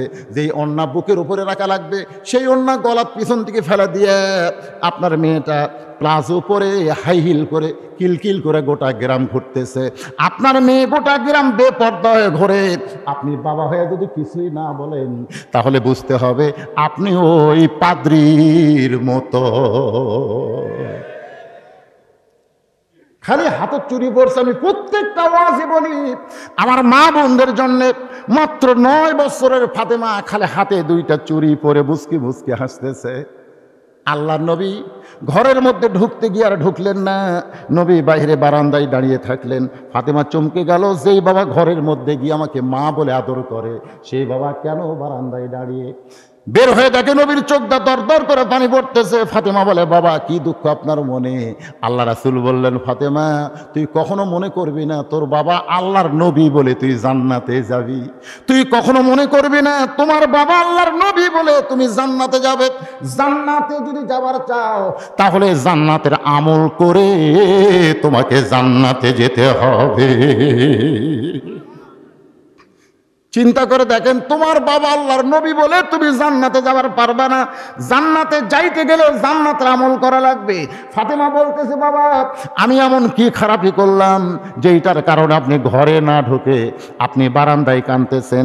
আল্লাহ রাসূল বলে, ফাতেমা যে দুনিয়াতে সাজবে মা, আল্লাহ তার আখিরাতের সাজ কমায়া নিবে। বলার সঙ্গে সঙ্গে ফাতেমা হাতের 2টা চুড়ি খুলে মাটির ফাইলা দিলেন।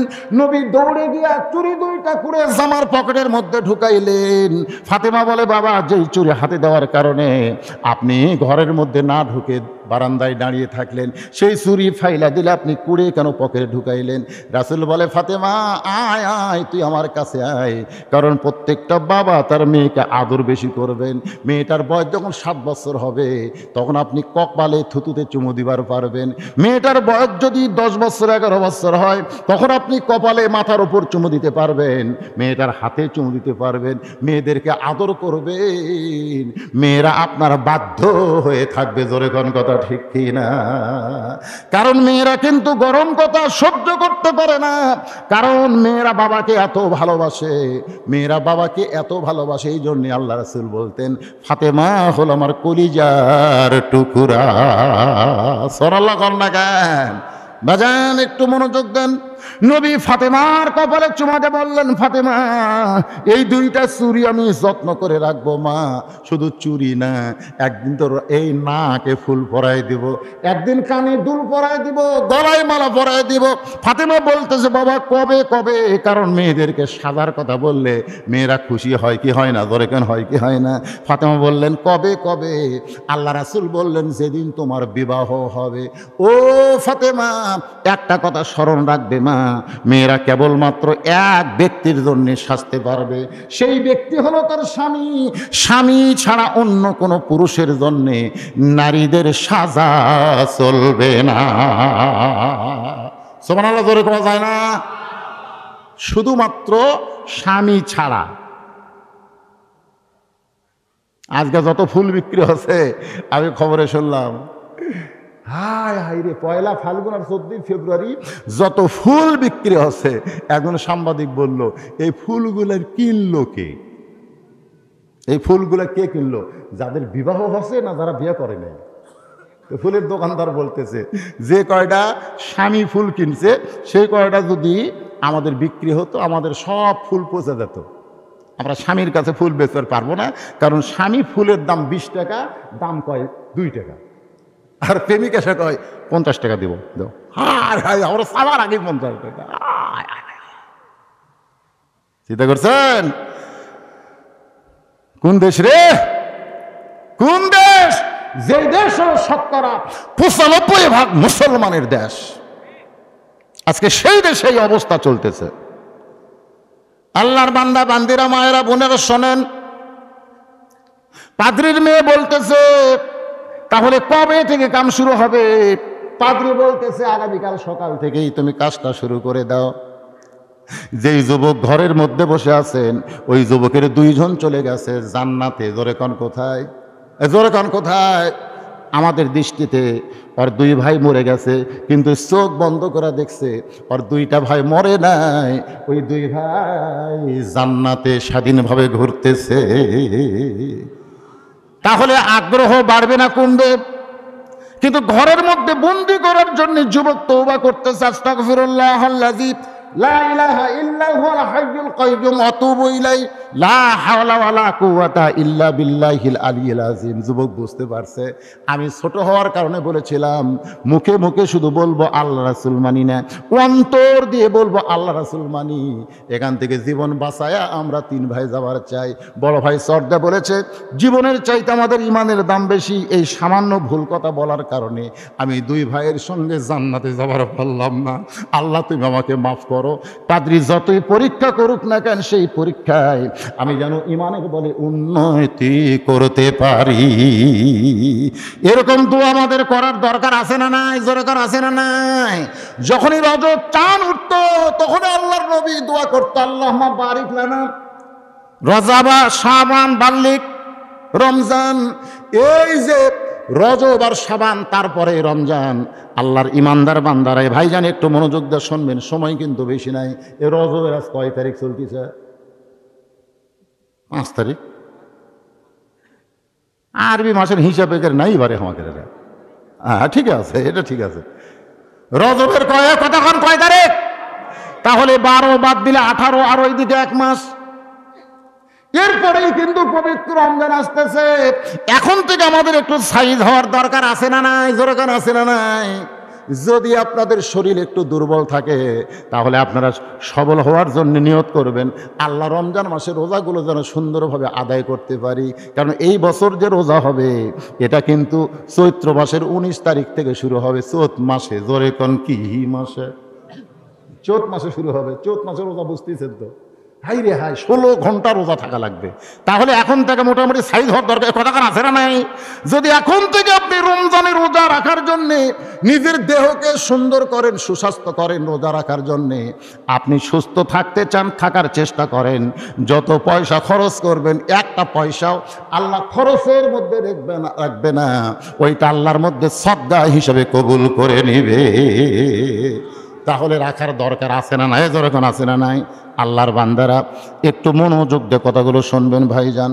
পাদ্রীর মেয়েটা সকালবেলায় যুবকের ঘরের মধ্যে ঢুকতেছে।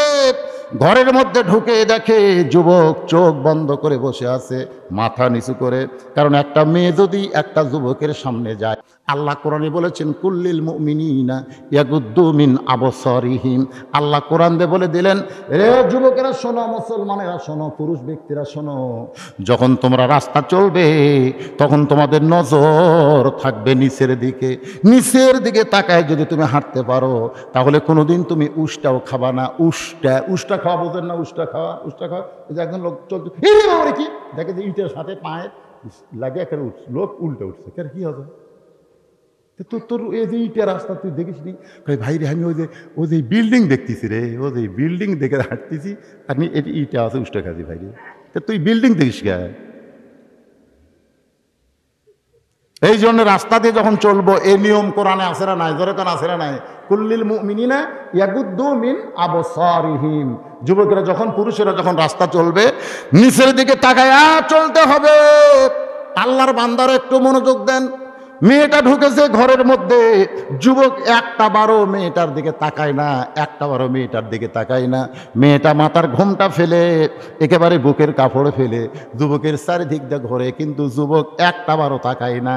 যতবার মেয়েটার শব্দ শুনতে পায়, ঝুনঝুনি শব্দ শুনতে পায়, মেয়েটার সুঘ্রাণ শুনতে পায়, সঙ্গে সঙ্গে যুবক আল্লাহর কাছে তওবা করে, আস্তাগফিরুল্লাহ রব্বি মিন কুল্লি যামবি ওয়া তুবু ইলাইহি। লা পড়েন না কেন? লা হাওলা ওয়ালা কুওয়াতা ইল্লা বিল্লাহিল আলিয়্যিল আযীম। বলেন তো এখন যুবক যদি মেয়েটার দিকে না তাকায় তাহলে মেয়েটা যে সাইজা গুইজা যুবকের সঙ্গে সামনে আইছে, মেয়েটার আগ্রহ কমতিছে না বাড়তিছে? কথা কয় না? আগ্রহ বাড়তিছে? আমরা কিন্তু এই যে মেয়েরা যে সাজা গুজা পাগলি হয়ে রাস্তাত বাড়ায়, এর পিছনে কিন্তু আমাদেরও দোষ আছে। আমরা খালি বলি মেয়েরা বোরকা কাউ দেয় না, মেয়েরা পর্দা করে না, কিন্তু মেয়েরা বেপর্দা হয়ে যদি রাস্তাত বাড়ায়, আমরা কুত্তের মতো যদি না তাকাই, ওরা কি আর বেপর্দা হবে? ওরা বেপর্দার পিছনে কারণ কি জানেন? ওরা বাড়ির যা কয়, আজকে হাইরে কমপক্ষে 10টা কুত্তে, ছেলে কিন্তু কয় না, 10টা কুত্তে আমার দিকে সেইভাবে তাকাইছিল। 2 মেয়ে গল্প করতে, যে ছেলেরা মেয়েদের দিকে তাকায় তখন 2 মেয়ে গল্প করে, কুত্তে কুত্তে। আপনার যারা সুন্দরী মেয়ের দিকে তাকান, মেয়ের আপনার মনে মনে কি কয়? কথা কয় না। তাকাবেন, তাকাবেন। যারা বিবাহ করছেন খবরদার, আপনাদের তাকানোর জায়গা আছে না নাই? কতক্ষণ আছে না নাই? জোরখানা আছে না নাই?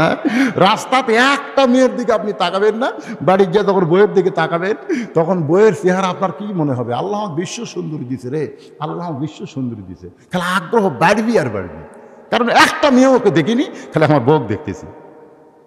আর রাস্তাঘাটে সব কিছু দেখে যায়, বাড়ির গিয়ে বইয়ের দিকে তাকালে কয়, যাই হোক দুনিয়ার ঠকটি ঠকছি, মরার পর আর ঠকবো না। এই নামাজ এসে দোয়া করে, আল্লাহুম্মা ইন্না নাসআলুকাল জান্নাতা ওয়া নাউযুবিকা মিনান নার। আল্লাহ তুমি হোক জান্নাত দিও, জান্নাতে হুর দিও। আল্লাহ দুনিয়া তোর বইয়ের ঢপ ভালো নয়, আল্লাহ বইয়ের ঢপ তোর ভালো নয় শয়তান। 14ই ফেব্রুয়ারি আমরা পালন করব না, আমরা কোন এক নির্দিষ্ট দিন ভালোবাসা দিবস পালন করব না, আমরা প্রত্যেকটা দিন ভালোবাসা। জোরে কোন কথা ঠিক, কথা কোন ঠিক?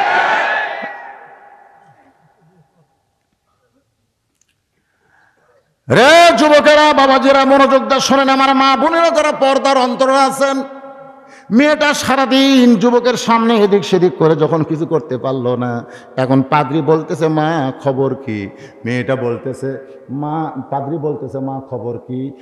এবার মেয়েটা বলতেছে বাবা এমন একটা যুবক ঘরের মধ্যে বসে রেখেছেন, সেই যুবকটা বিড়বিড় করে কি যেন কয়, চোখের পানি ছাড়ে, আমার দিকে একটা বারও তাকাই না। পাদ্রী বলতেছে কি বলিস তুই? পরিমণি, তাও তোর দিক তাকায় না? হ্যাঁ, ইমানের নূর যার মধ্যে আছে সে দেখবে বেহেশতের হুর। জোরে কন, যার আছে ইমানের নূর সে দেখবি কি? এ কথা কন, সে কি দেখবি? এলে পরিমণির দিকে তাকাবে। একজন হুজুর আমি দাঁড়িয়ে রাখছি, হুজুর আমি দাঁড়িয়ে রাখছি, হুজুর আমাকে অনেকে চাচা করে কয়, হুজুর আমার যাই বাপের ভাই তাও আমাকে চাচা কয়, খালি দাঁড়িয়ে রাখার জন্যে। আমি কইলাম তুমি দাঁড়িয়ে রাখছো, তোমার চাচা কয়, তুমি কি জানো কোন মেয়ের দিকে তুমি তাকাবার পারো? বলে আমি ইচ্ছা করি তাকাবার চাই, কিন্তু আমার দাড়ির কারণে আমি তাকাবার পারি না। তুমি কি জানো কোনো খারাপ মেয়ে তোমার দিকে তাকায় না, কারণ তুমি দাড়িওয়ালা চাচা। একজন চাচাকে খারাপ মেয়ে কোনোদিন পছন্দ করে না। তাহলে কি হবে? আমি কেন এমন একটা মেয়ে আল্লাহ তোমার ঘরে বউ বানায় দিবে, যে বউটা ঘরে ঢোকার সঙ্গে সঙ্গে তোমার ঘরটা শুধু ঘর থাকবে না, আল্লাহ দুনিয়ার জান্নাত বানায়া দিবে। রব্বানা পড়েন, রব্বানা আতিনা ফিদ দুনিয়া হাসানাতাও ওয়া ফিল আখিরাতি হাসানা ওয়া কিনা আযাবান নার। পরদিন মেয়েটা যাচ্ছে, বাপ বলতেছে মা 40 দিন টাইম দিছি। জোরে কোন কয়দিন? একদিনের কোনো ব্যাপার হলো। পরদিন মেয়েটা যাচ্ছে, চিন্তা করতেছে আজকে যদি যুবক আমার দিকে না তাকায় তাহলে আমি গান গাবো। জোরে কোন কি গাবো? আজকের অনেক নায়িকা গায়িকা আমাদের যুবকদেরকে গানের সুরে সুরে চরিত্র নষ্ট করতেছে। জোরে কোন কথা ঠিক কি না ভাইজান? এই যে একটা টিকটক, টিকটক হয়তো আপনারা বলবেন হুজুর মানুষ আপনারা কিভাবে জানেন এগুলা? তার মধ্যে আমি তো মনে করেন বয়স্ক হুজুর, আমার তো এগুলো জানার কোনো কথাই না। শোনেন, এই যে টিকটক, এখন বক্তা করুক লিয়াও টিকটক আছে, আছে না নাই? আছে না নাই? তাহেরি সাহেব লিয়া, গোলাম রব্বানি লিয়া, কতগুলা বেপর্দা মেয়েরা টিকটক বানাচ্ছে। এখানে ওরাই ওয়াজ করতেছে, গোলাম রব্বানি সুর, ওরা খালি মুখ লড়াচ্ছে। তো ফেসবুকে গোলাম রব্বানি একটা মেয়ে মানুষ, হায় হায় রে। এই টিকটক দিয়ে যুবকদের চরিত্র নষ্ট করতেছে। রে যুবকেরা শোনো, আজকে মেয়েটা নিয়ত করেছে যুবক যুগে আমার দিকে না তাকায়, তাহলে আমি একটা গান গাবো। জোরে কোন কি গাবো? আমি একটা গান গাবো। এই নিয়তে মেয়েটা ঘরের মধ্যে ঢুকে যুবককে আলায়া ভোলায়া তার দিকে তাকাবার চায়, মানে একবার তাকালি তার নূর কমে যাবে। এই নিয়তে মেয়েটা যখন যুবককে পারতেছে না, সঙ্গে সঙ্গে মেয়েটা গান শুরু করেছে। কত গান আছে। আসসালামু আলাইকুম বিয়ান সাহেব, কেমন আছেন বিয়ান সাহেব, তোমার কাছে বুকে বড় জ্বালা, এরকম গান আছে না নাই? আপনি কত জায়গা থাকতে বুকে জ্বালা মানে কি? বুকের দিকে আকর্ষণ করতেছে, বুকের দিকে তাকা। সালাম নিয়ে আজকে আমাদের যুবকদের নষ্ট করার চেষ্টা চলতেছে। রে যুবকেরা, মেয়েটা যখন এরকম একটা গান ধরেছে, এমন সময় যুবক আল্লাহর কোরআন তেলাওয়াত করতেছে। আপনার বলেন তো, গানের পাওয়ার বেশি না তেলাওয়াতের পাওয়ার বেশি? ইন্নামাল মুমিনুনা আল্লাযীনা ইযা যুকিরাল্লাহু ওয়াসিলাত কুলুবুহুম ওয়া ইযা তুলিয়াত আলাইহিম আয়াতুহু যাদাতুহুম ঈমানা ওয়া আলা রাব্বিহিম ইয়াতাওয়াক্কালুন।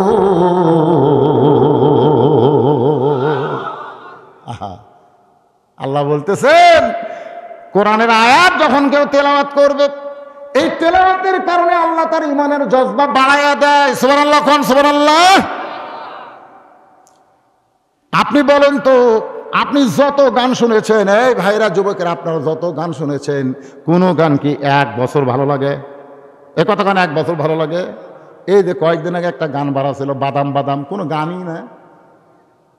এই গান একটা বাদাম বাদাম, হায় হায়, একে ছোটোর থেকে শুরু করে সবাই একই গল্প, বাদাম বাদাম। এখন আমার এক লাতি আছে হোসাইন নাম, ওই তখন বাদামের গান আজকে শুনে, এই কি রে, কি এটা চলে না রে পাগলা, এটা হলো মডেল হয়ে গেছে। দেখি আমার আর একজন বলতেছে, এটা আর চলে না, এটা আর কেউ শোনে না, এটা শুনলে এখন বমি আসে। কি এখন বাদামের গান শুনলে কি আসে? কথা কয় না কেন? কি আসে? বমি আসে। তার মানে এক গান 1 মাস 2 মাসের উপরে মানুষের কলিজায় আকর্ষণ থাকে না। আপনি ওই 10 বছর থেকে নামাজ শুরু করেছেন, এখন আপনার 80 বছর বয়স হয়েছে, এই 70 বছর পর্যন্ত প্রত্যেক রাকাতে আপনি সূরা ফাতিহা পড়তেছেন। আপনি বলেন তো, কোরআনের সূরা ফাতিহার গান এখন পর্যন্ত আপনারে খারাপ লাগছে? অন্তর থেকে বলেন খারাপ লাগছে? নিজে পড়েন, ইমামের পিছনে নামাজ পড়েন। আপনি যত ইমাম আপনাকে খতিব সাহেব জুমার দিনে সূরা ফাতিহা দিয়ে নামাজ পড়ায়, আবার 5 ওয়াক্ত আমাদের ইমাম সাহেব সূরা ফাতিহা 5 বার পড়ে কি পড়ে না? আপনার 3 ওয়াক্ত তো শুনতে পান। এতবার সূরা ফাতিহা আপনি পড়েছেন, শুনেছেন, তারপরে কি কোনোদিন মনে হয়েছে ওল্ড মডেল হয়েছে, এটা আর ভালো লাগতেছে না? এখান থেকে বোঝা গেল, দুনিয়ার যত গান তোমরা গাও না গাও, কোনো গানের কোনো আকর্ষণ নাই। আকর্ষণ কেবলমাত্র আল্লাহর কোরআন। লিল্লাহি তাহলে আজকে সেই কোরআনের গান। এখানে অবশ্য লিখছে যে হুজুর একই গ্রামে 2টা মাহফিল করা। আজকে একটা হচ্ছে, আর একটা মনে হবে সামনে একটা হবে। তাহলে লিখছে একই গ্রামে কি 2 মাহফিল করার দরকার আছে? আমি কিন্তু এটার উত্তর প্রথমই দিতে পারতাম, কিন্তু আমি দেখলাম আপনার মোটামুটি সাইজ দেয় না, তারপর বলা লাগবে। একই গ্রামে 2টা মাহফিল করার কি বিধান আছে? 2টা মাহফিল কি 100টা করেন? মাহফিল তো অসুবিধা আছে? ধরে কোনো অসুবিধা আছে? যদি বলা হয় হুজুর একই গ্রামে কি 2টা গানের অনুষ্ঠান করা যাবে? একটাও করা যাবে না, একটাও করা যাবে না। কিন্তু কোরআনের মাহফিল করা যাবে। কোরআনের মাহফিল, শোনেন কথাটা শোনেন, করা যাবে যদি আপনারা মিলেমিশে করেন। মিলেমিশে যদি করেন যে ভাই তোমাকে মাহফিলে আমরা আছি, আমাকে মাহফিলে তোমরা থাকো, কারণ ভালো কাজ তো। এই কোরআনের মাহফিল একটা ইবাদতের মধ্যেই পড়ে। কার মধ্যে পড়ে? কথা কন না কেন? নফল মুস্তাহাব ইবাদতের মধ্যে পড়ে। তো হিংসা না করে যদি 2টা করেন, অসুবিধা কি? তো আজকে যে লারোর কোন পড়া, লা ইলাহা ইল্লাল্লাহ, লা ইলাহা, লা ইলাহা ইল্লাল্লাহু মুহাম্মাদুর রাসূলুল্লাহ সাল্লাল্লাহু আলাইহি সাল্লাম। ভাইজান আপনারা দেখেন শীতে শীতে গায়ে চাদরতে আছেন, আর আমার গোটাল গাও ঘামতেছে। আমি আসলেই অসুস্থ মানুষ, আমি ওয়াজ করা আমার খুব সমস্যা। ডাক্তার বলেছে ওয়াজ বন্ধ করে দেওয়াই ভালো, তারপরেও কষ্ট করে আমি কিছুদিন হলে আলোচনা করতেছি। দাওয়াতগুলো গত বছর যখন নিছি তখন সুস্থ ছিলাম। এখন যদি কোনো কমিটিকে বলি ভাই আমি অসুস্থ, মাহফিল করতে পারবো না, হাত পা ধরে, হুজুর খালি আসেন, ওয়াজ করা লাগবে না, আপনি লাস্টে কিছু কথা বলে মোনাজাত করবেন। তো যাই হোক, আমাকে যখন টেজে দেওয়া হয়েছে আমি ওয়াজ শুরু করছি 10টার পরে, এখন 12টা পার হয়ে গেছে। এই দীর্ঘ সময় কথাবার্তা বললাম, বাকি কথাগুলো আমি আপনাদের সামনে উপস্থাপন করতেছি, কারণ এই পর্যায়ে এই অবস্থা রাখা ঠিক না, ঠিক না? তখন যুবকটা কোরআন পড়তেছে, মেয়েটা গান গাইতেছে। এক সময় মেয়েটার মুখের গান বন্ধ হলো, কারণ কোরআন রোম দেশের লোকেরা আরবি বোঝে। জোরে কোন কি বোঝে? এ কথা কন না কেন, কি বোঝে? আর পাদ্রির মেয়েটা আরবি ভাষা বোঝার কারণে বুঝতে পারতেছে এইটা তো দুনিয়ার কোনো মানুষের বাণী নয়, এইটা আমার আল্লাহর বাণী। পাদ্রি মেয়েটা মাথায় ঘোমটা দিয়া, মনোযোগ দেন, মাথায় ঘোমটা দিয়া যুবকের পিছনে বসে আল্লাহর কোরআন তেলাওয়াত শুনে চলে আসে। এভাবে চলতে চলতে 1 মাস পর্যন্ত চলে গেছে। 1 মাস, জোরে কোন কয় মাস? পাদ্রি বলতেছে মা খবর কি? 1 চোখের টিপি মারলে যুবকের চরিত্র নষ্ট হবে, সেখানে 1 মাস হয়ে গেল, এখনো পর্যন্ত খবর কিছু দেশ না। মেয়েটা বলতেছে বাবা খবর হচ্ছে, খবর হচ্ছে। তার মানে কি? তার মানে কি? মেয়েটা যুবকের চরিত্র নষ্ট করতে পারতেছে না, বরং যুবকের আমল কোরআন তেলাওয়াত মেয়েটাকে খ্রিস্টান ধর্ম থেকে মুসলমানের খবর করতেছে। মুস্কানের আল্লাহু আকবার তকবীর, মুস্কানের আল্লাহু আকবার তকবীর। ভারতে এমন একটা জাগরণই সৃষ্টি করেছে যে জয় শ্রীরাম পিছন দিকে যায়, শত শত জয় শ্রীরামের যুবকেরা পিছন দিকে যায়, আর আল্লাহু আকবার বলতে বলতে সামনে দিকে যায়। সেই জয় শ্রীরামকে বাদ দিয়ে আল্লাহু আকবারকে গ্রহণ করতে হবে। আর যার গায়ে বোরকা থাকে তার মধ্যে আল্লাহ একটা আলাদা শক্তি দিয়ে দেয়, এইটা হিন্দুরা পর্যন্ত বিশ্বাস করে। ফেসবুকে দেখেন অনেক হিন্দু বাবারা তার মেয়েদেরকে বোরকা বানায়া দিচ্ছে। এ পর্যন্ত 150-র বেশির অধিক, 150 তার বেশি হবে খবর আইছে। ভারতের জয় শ্রীরামের দলেরা ওই দল বাদ দিয়ে আল্লাহু আকবার দল কবুল করেছে। খবর হচ্ছে, সুবহানাল্লাহ কোন? খবর হচ্ছে তুরস্কের প্রেসিডেন্ট বলেছে যে মেয়েটা আল্লাহু আকবার তাকবীর দিয়েছে, ভারত সরকার যদি তার কোনো ক্ষতি করতে চায় তাহলে গোটা তুরস্ক ভারতের সঙ্গে যুদ্ধ শুরু করে দিবে। এই ঘোষণা শোনার সঙ্গে সঙ্গে মোদী সরকার, বর্তমান ভারতের মোদী সরকার টেলিভিশনে গিয়া ওই বোরকা পরিহিতা মেয়ের পক্ষে ভাষণ দিয়েছে। এখান থেকে বোঝা গেল জয় শ্রীরাম ভগবান গড, এর কোনো পাওয়ার নাই, সব পাওয়ার হলো আমার আল্লাহু আকবার। লিল্লাহি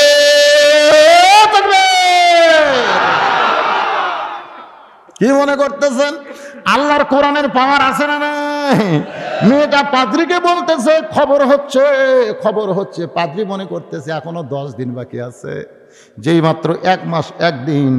এবার মেয়েটা বলে তোমার খাদ্য কি, তুমি কি খাও? আমার বাবা 40 দিনের কথা বলে রোম সম্রাট কায়সারের কাছ থেকে তোমাকে নিয়ে এসে ঘরে বন্দি করে আমাকে সাইরা দিছে তোমার চরিত্র ধ্বংস করার জন্যে। আমি তো তোমার চরিত্র ধ্বংস করতেই পারলাম না, কারণ তোমার ইমানের পাওয়ার আর কোরআন তেলাওয়াত আমাকে পাগলি বানায় দিছে। যুবক তুমি কি খাও, কি পান করো? আমি তো তোমারে কিছুই দেখতে পাই না। যুবক বলতেছে যখন কারো অন্তরে কোরআন থাকবে, জবানে কোরআন থাকবে, বুকের মধ্যে ঈমান থাকবে, ওয়া আলা রাব্বিহিম ইয়াতাওয়াক্কালুন, আমার আল্লাহ তাআলা গায়বীভাবে তাকে হেফাজত করবে। ও যুবক আমি তোমার দলে ভর্তি হবার চাই, আমি তোমার দলে ভর্তি হবার চাই, তুমি কি আমারে ভর্তি করে নিবা? যুবক বলতেছে, যদি তোমার ইসলাম পছন্দ হয়, ইসলাম কাউকে জোর জবরদস্তি করে না। আমাদের বাংলাদেশে যত হিন্দু মুসলমান হয়েছে, এমনকি মামুনুল হক জেলের মধ্যে যাওয়ার পরে তার হাতে কয়েকটা হিন্দু পর্যন্ত, হিন্দুরা যারা জেলে ছিল তারা মুসলমান হলো। এটা কিন্তু মামুনুল হক কোনো আলেম ওলামা জোর জবরদস্তি করে নাই, বরং মুসলমানের চরিত্র দেখে, নবীর আদর্শের সুন্নত দেখে অনেক বিধর্মীরা পর্যন্ত মুসলমান হয়ে যাচ্ছে। জোরে বলেন কথা ঠিক কি না? ইসলাম কাউকে জোর করে না। যুবক কিন্তু মেয়েটাকে কলেমার দাওয়াত দেয় নাই, মেয়েটাই যুবককে নষ্ট করতে এসে বরং মেয়েই বলতেছে, ও যুবক, আমি তোমার দলে ভর্তি হবার চাই। সঙ্গে সঙ্গে যুবক বলতেছে, আমার দলে যদি ভর্তি হবার চাও তাহলে পড়ে নাও লা ইলাহা ইল্লাল্লাহু মুহাম্মাদুর রাসূলুল্লাহ। মেয়েটা বলে, ও যুবক, আমি যখন তোমার দলে ভর্তি হয়ে গেলাম, তাহলে তোমার আমি আপনজন হয়ে একটা খবর তোমাকে দেই, কারণ তুমি যদি 40 দিন পর আমি তোমার চরিত্র নষ্ট করতে না পারি, তাহলে আমার বাবা সহ আমাকে, তোমাকে রোম সম্রাট কাইসার কিন্তু হত্যা করবে। আমার বাবা পাদ্রী হত্যা হবে না বেঁচে থাকবে সেইটা আমার বিষয় না। আমার বিষয় হলো তুমি একজন মুসলমান, আমি একজন মুমিনা নারী, আমরা ওই খ্রিস্টানদের হাতে কেন হত্যা হব? বরং এখান থেকে আমরা দুইজন পালায়া যাই, কারণ আমার বাবা পাদ্রীর ঘোড়া রয়েছে 2টা, ওই 2টা ঘোড়ার পিঠে চড়ে আমরা দুইজন পালায়া যাব। যুবক বলতেছে, মুসলমান কোনোদিন পলানোর জাত না, মুসলমান কোনোদিন পলায় না। মুসলমান দরকার হলে জীবন দিবে, কিন্তু মুসলমান ঈমান দিবে না। মেয়েটা বলে, যুবক, তোমাদের নবী মক্কা থেকে মদিনায় পালায় গেছিল না হিজরত করেছিল?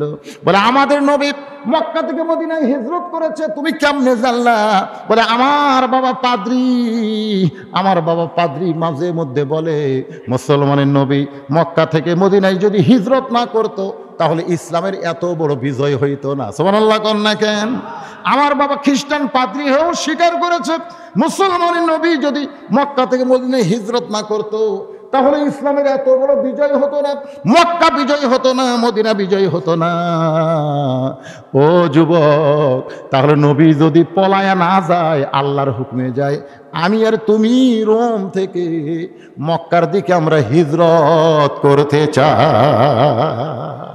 যুবক আর যুবতী গভীর রাত্রে 2টা ঘোড়ার পিঠে চড়ে রোম থেকে যখন মক্কার দিকে রওনা দিয়েছে, মাঝ রাস্তায় রোম থেকে মক্কার মধ্যে যখন চলে আসে, এমন সময় পিছন দিক থেকে সাদা শব্দবে 2টা ঘোড়ার পিঠে চড়ে 2জন যুবক ডাকতেছে।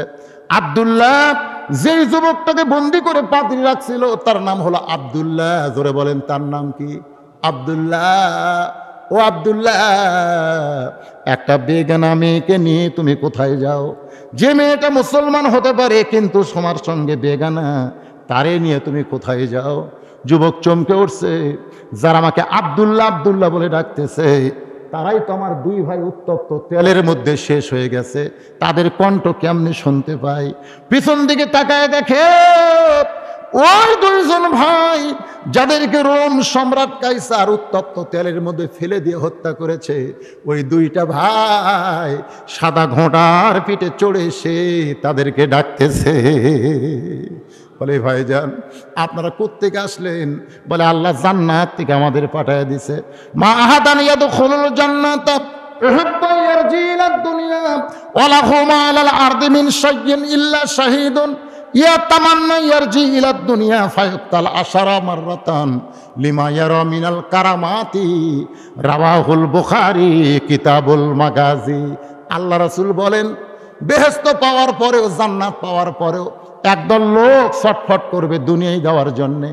আল্লাহ বলবে, কেরে বান্দা, আমি তোরে জান্নাত দিলাম, এরপরেও তুই দুনিয়াতে কেন যাবি? বান্দা বলবে, আল্লাহ, প্রথম যুদ্ধ করে ইসলামের পক্ষে যে শহীদ হয়েছি, ওই শহীদের মধ্যে যে মজা পাইছি, আল্লাহ, এই মজা আমরা জান্নাতের মধ্যে পাচ্ছি না, তাই আমাদেরকে দুনিয়াতে পাঠায় দেন। কম করে হলো 10 বার আমরা বাতিলের বিরুদ্ধে যুদ্ধ করে শহীদ হব, তারপরে আবার জান্নাতে ফিরে আসব। লিল্লাহে তাকবীর। কারণ ওই যে শহীদ হওয়ার মধ্যে যে মজা, সেই মজা জান্নাতে নাই। ফায়ুক্তাল আশারা মাররাতান, কম করে হলেও 10 বার আমরা শহীদ হব, তারপরে আবার জান্নাতে ফেরত আসবো। দুই ভাই বলতেছে, ভাই রে, উত্তপ্ত তেলের মধ্যে এত মজা ভাই, যেই মজার কারণে আল্লাহ আমাদেরকে জান্নাতে কবুল করেছে। বলে, ভাইজান আমিও তোমার সঙ্গে যাবার চাই। বলে, আমার সঙ্গে যাওয়া লাগবে না, আমাদের দুইজনকে আল্লাহ চাইছে আগে, তোকে আল্লাহ আগে চাই নাই। আমরা জান্নাত থেকে এসে তোদের দুইজনকে হালাল করে দিবার চাই, তোদের দুইজনকে একসঙ্গে হালাল করে সাক্ষী হয়ে বিয়ে পড়ায় দিয়ে। ওই জান্নাত যুবক যখন ফেরত গেছে, চলে গেছে, যুবক যুবতী মদিনায় স্বামী স্ত্রী সংসার করে। আল্লাহর বান্দা, যেটা আজকে এই রজব চাঁদে আপনাদের বোঝাবার চাইছি, এবং 14 ফেব্রুয়ারি ভ্যালেন্টাইন ডে আমার মা বোনদের ব্যাপারে আল্লাহ আমাদের সকলকে, ইয়া আইয়ুহাল্লাযীনা আমানুস্তাঈনু বিস-সাবরি ওয়াস-সালাহ ইন্নাল্লাহা মা'আস-সাবিরিন। আল্লাহ আমাদের সকলের জীবনে কবুল করুক। সকলে বলে আল্লাহুম্মা আমিন। আজকে আপনারা বলেন যে ঈমান আমলের উপরে যে গুরুত্বপূর্ণ আলোচনা হয়েছে, সামান্য একটা তাবারক কি বলতেছে, জীবন দিব কিন্তু আল্লাহ রাসূল ছাড়বো না। আর একটা তাবারকের জন্য আমি আল্লাহ রাসূল ভুলে যাবো? কোন কথা, কোন ভুলে যাবো? তো এই জন্য তাবারক দেওয়ার সময় কারা কারা হইচই করবেন দেখি, হাত তোলেন তো। 1 টোপলার জায়গা 2 টোপলা কারা কারা নেবেন? একজনও নাই, সব ভদ্র মানুষ, মাশাআল্লাহ। আল্লাহুম্মা আমিন। আল্লাহুম্মা আনতাস সালাম ওয়া মিনকাস সালাম, তাবারাকতা ইয়া যাল জালালি ওয়াল ইকরাম। মাবুদ, লালর কেন্দ্রীয় জসীমউদ্দিন ঈদগাহ ময়দানে আল্লাহ তোমার যুবকদের কর্তৃক আয়োজিত আজকের এই জান্নাতের বাগান, মেহেরবানি করে শুরু থেকে শেষ পর্যন্ত যত আলোচনা হয়েছে, এর মধ্যে যদি ত্রুটি হয়, ভুল হয়, মাফ করে দেয়। এর যা হাদিয়া মঞ্জুর করেন সোনার মদিনায় নবী পাকের রওজা মুবারকে আল্লাহ আপনি কবুল করে নেন। তামাম আম্বিয়ায়ে কেরাম, আসহাবে কেরাম, তাবিনী কেরাম, তাবা তাবিনী কেরাম, তাম পৃথিবীর মাটির নিচে যত মুমিন মুমিনা শুয়ে আছে আল্লাহ সকলের আরওয়াহ পরে হাদিয়া কবুল করে। ও মাবুদ, আমরা যারা হাত তুলেছি, আমাদের মধ্যে জনম দুঃখনী মা যাদের কবরে চলে গেছে আল্লাহ মেহেরবানি করে মায়ের কবরটাকে জান্নাতের টুকরা কবুল করেন। বাবার বাড়িঘর সবই আছে, আমি সহ আমরা বাবা হারা এতিম হয়ে যারা হাত তুলেছি, মেহেরবানি করে বাবার কবরকে জান্নাতের টুকরা কবুল করে। আমাদের দাদা দাদি, নানা নানি, শ্বশুর শাশুড়ি, আপনজন যাদের কবরে গেছে আল্লাহ কবরবাসীদের মাফ করে দেয় আল্লাহ। লালর গ্রামবাসীর উপরে রহমত বরকতের দরজা খুলে দেন। যারা কষ্ট করে মেহনত করে টাকা পয়সা খরচ করে, আমার ভাগ্নে আসার সহ আল্লাহ সমস্ত যুবকদেরকে ইমান ইসলামের জন্য আল্লাহ আপনি কবুল করে নেন। প্রত্যেক বছর তারা মিলেমিশে এমন করে একটা মাহফিল যেন করতে পারে, এমন ইমানি শক্তি আল্লাহ দান করে দেন। লালর গ্রামে যে গোরস্থান, সেই গোরস্থানে যত মুর্দা শুয়ে আছে আল্লাহ সকলার কবরকে জান্নাতের টুকরা কবুল করেন। আজকের মাহফিলের সম্মানিত সভাপতি, কেন্দ্রীয় মসজিদের খতিব আমার ভাইজানকে আল্লাহ আপনি কবুল করেন, হায়াতে তাইয়্যিবা দান করেন। এই আল্লাহ তাআলা আজকের মাহফিলে বিশেষ অতিথি নবনির্বাচিত চেয়ারম্যান সাহেব প্রথমেই বলল আমি সামান্য কথা বলে চলে যাব। সেই মানুষটাকে একসময়ই বললাম আপনি কি যাবেন না? বলে হুজুর হয়তো আর যাব না। আখির মোনাজাতে শামিল হয়েছে। আল্লাহ যখন চেয়ারম্যান ছিল না তখন আমার মাহফিল আখির মোনাজাত করেছে। চেয়ারম্যান হওয়ার পরে একই চরিত্র ধরে রেখেছে। আল্লাহ তোমার দরবার আরজ করি, শুধু চেয়ারম্যান নয়, জনগণের খাদেম হিসাবে তাকে কবুল করে ওমর ফারুকের মতো নেতৃত্ব দেওয়ার তৌফিক দিয়ে দিবে। পাশে একজন নবনির্বাচিত মেম্বার সাহেব বসে আছে। আল্লাহ তাকে মেম্বরের দায়িত্ব সুন্দরভাবে পালন করে জান্নাতের মেম্বার হিসাবে কবুল করে নেবেন। আয় আল্লাহ তাআলা, কে কোন নিয়তে হাত তুলেছে আল্লাহ সকলের নেক নিয়ত নেকাশকে আল্লাহ আপনি কবুল করেন। আমার মা বোনেরা পর্দার অন্তরালে বসে বসে শুনল, দোয়া করি মা আল্লাহ আপনাদেরকে আবেদা সালিহা পর্দানিশি কবুল করে মা ফাতেমার চরিত্র দান করে দেন। আল্লাহ আমি অসুস্থ, আল্লাহ আমার মতো যারা অসুস্থ হাত তুলেছে আল্লাহ সবাইকে সাফাই কুল্লিয়া দান করেন। আল্লাহ গোটা বিশ্ব থেকে আল্লাহ আসমানের বালা জমিনের বালা জমিনে ডাবাইয়া দেন। আল্লাহ করোনা ভাইরাস থেকে আমাদেরকে আল্লাহ আপনি হেফাজত করেন। আয় আল্লাহ তাআলা, মিলেমিশে মহব্বতে সমাজের মধ্যে বসবাস করার তৌফিক দেন। আল্লাহ আমরা কোনো কাজে যেন হিংসা না করি, হিংসা মানুষের সমস্ত আমলকে পুড়ে ছারখার করে দেয়। আল্লাহ আমাদের সকলকে মিলেমিশে মহব্বতে বসবাস করার তৌফিক দেন। আমি গুনাহগার বলে হাত ফিরে দিয়েন আল্লাহ। এই বিশাল মাহফিলে হাজার হাজার মানুষের মধ্যে যার দুইখানা পছন্দ হয়, সেই দুই হাতের ওসিলাই গোটা মাহফিলকে কবুল করে মৃত্যুর সময় আমাদের জবানে জারি করে দিবেন লা ইলাহা ইল্লাল্লাহু মুহাম্মাদুর রাসূলুল্লাহ সাল্লাল্লাহু আলাইহি ওয়াসাল্লাম।